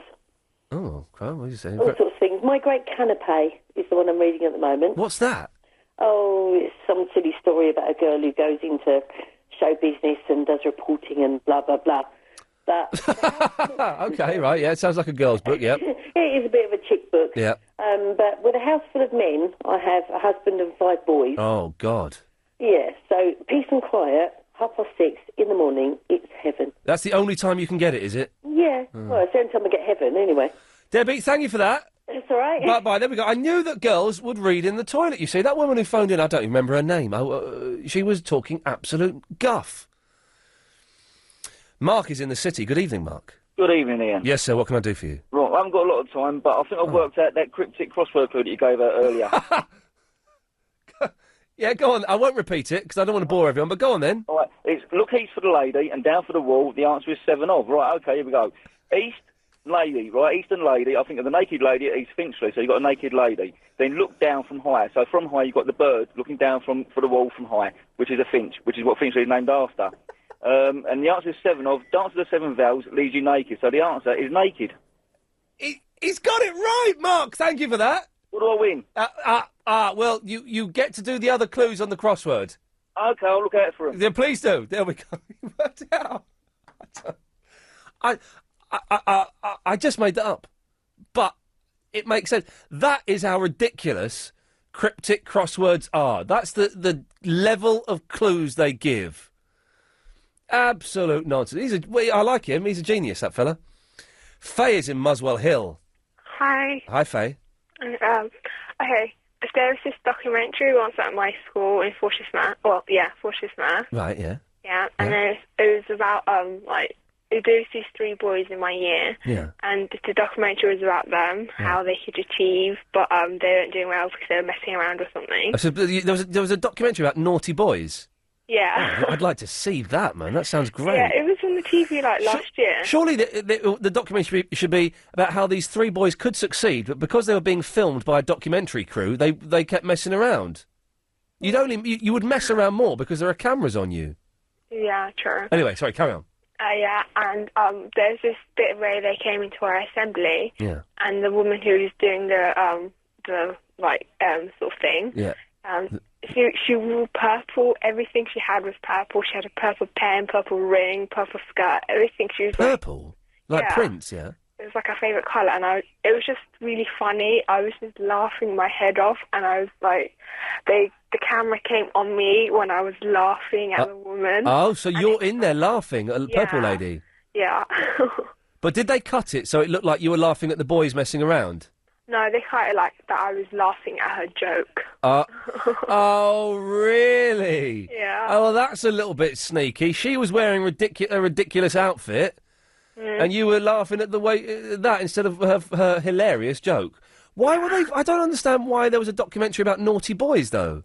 No, it wasn't about naughty boys. They weren't exactly. Actually, they were, but it was just. I don't know. It was just for each year, and because it was just this suburban area. They expect everyone to pass and stuff. So, Yes. Oh. it was good. Anyways, Yeah. have you see Lost is coming out on Monday? So what is? Lost season. Oh, the DVD's coming out on Monday. Yes, I've got my order in already. Oh, yes. Oh, I'm really excited because I haven't seen it. No, really? No, because I only started watching it when season 3 was on, Yeah. and I was like, okay, I have to see all of them, and then I refused to see season 3 because I was like halfway through. Yeah. Oh, so you've not seen it? No. Oh, well, you're in for a treat then. Okay. You're Did anyone die? You're in for a treat. Did anyone die? Yeah. Maybe. Okay. I thought someone told me Sawyer died, but someone else told me that he doesn't die because he's the main character and he can't be healed. Kate Is that true? dies. Kate dies. Kate? No, but I didn't say it. I didn't say it.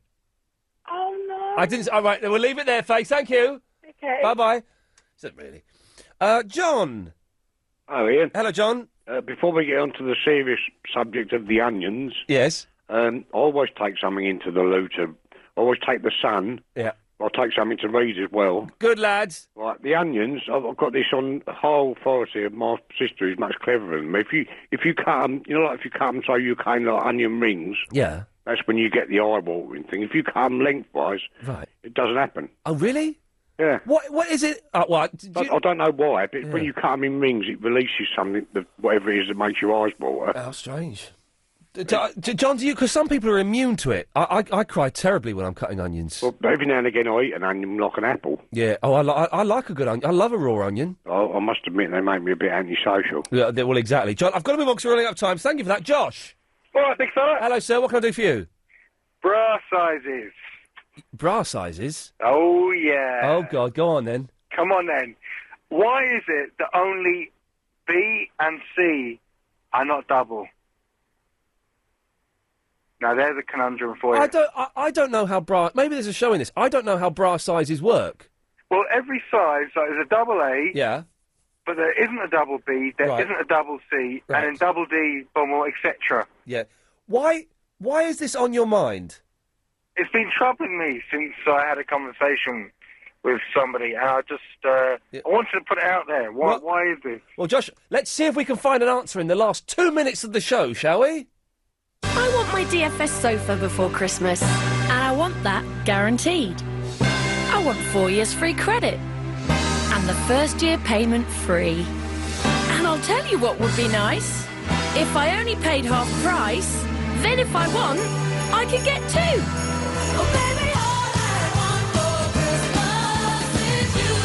Not only is every sofa in the winter collection at DFS half price, but many are guaranteed to be in your home for Christmas. Think sofa for Christmas. Think DFS. See local and national press for details of your nearest store or visit dfs.co.uk. Typical 0% APR credit subject to acceptance. London's biggest conversation continues with Clive Bull after the news at 10. LBC I can say that. 97.3. Right, we haven't got much time. Iain Lee's Nope. Good Oh. Evening. I keep forgetting there's that bit after that bit about Clive. I will remember for tomorrow. I apologise. Now, we were talking about bumpsters early on. Here's one. It's Vincent. All right. Yeah, so what's this about bra sizes? What size do you wear? I don't wear one. Oh, okay. Well, maybe you should. People have been talking. Yeah. Anyway, yeah, so, what's the show been about today? It's been about onions, books in toilets, ever been in a book or a documentary without knowing, and bumsters. Right. Anyway, yeah, so, have you been watching this, program on BBC One? It's called Waterloo Road, yeah? It's like a ruder version of Grange Hill. No, mate, I haven't been watching a rude version of Grange Hill. Yeah, well, Sky's Plus it, yeah, and you see a lot of skirts here. A lot of skirts? Yeah. I can see skirts anywhere I want. Oh, yeah, because you're a stud, innit? No, because girls wear skirts. Listen, Vincent. Yeah? What, is that what you've called up to say there's a programme with skirts on? No, and also, I just want to ask you, do the montage. What, early? Yeah, you said you've got 2 minutes left. Okay. If you he's told me to do it, we have to. If you missed the show today, this is what it sounded like. Oh, hello, good morning. We're asking, what books do you have in your toilet? Have a look at these bumsters. It's not true what you said about the bumsters in Gambia. He doesn't know what a Jonah is. Oh, no! We need two people who've got access to onions, one person who has access to chewing gum, and one person who has access to a wooden spoon. You want a nice big white onion? Yeah. Okay, are you in a car? Yeah. Right. What kind of car are you in? It's a black cab. You're in a black cab. Are there any onions around? Sorry? Onions, yes, we've got lots of onions. Have you got onions? I've got oranges, lots of oranges. Oh, for God's sake. The onion family d'oignons. This is what I want from you. I want Katia to do the chewing gum. I want Jill to do the wooden spoon in the mouth. And Kerry, can you do the wooden spoon and the chewing gum? I can't talk, I'm chewing and I've got a wooden spoon in my All right, well then let me tell them what you're doing. Okay. I think we can say, what we can say here is, the metal spoon doesn't work at all. No. The chewing gum, it works a little bit. But the overall conclusive winner, if you don't want to cry when you're cutting onions, ladies and gentlemen, it's the wooden spoon! Yay! I've now got a minute to fill, Vincent, thanks. Can I do a last few seconds triple M? Yeah, go on then. Yeah, line 7. Yeah, no, but no one's calling in, mate. Yeah, can you call in now? But the thing is, there's a 7-second delay, so by the time people get the message to call in and go straight to air, there'll only be like 25 seconds left of the show. And so then by the time I put them through, and you said they're on the air, there'll be no time for them to do it. So there's bound to be someone calling now. There is no one calling in now. There's only one here. All right, here's one. Go on then, do it. Hello? Yeah, line 2, you're on the air. I know something how to stop you crying when you cut onions. Yeah, I'm not sure I want to hear what that is. Vincent, when's your next podcast coming out? Saturday. OK, good lad. Look forward to it. Thank you for that. Right, Clive Bull is up next. If you want to give him a call, it's 0845 6060 973. I'm back tomorrow at 7. Chris, thank you very much. Alex, thank you very much. See you then. Bye-bye.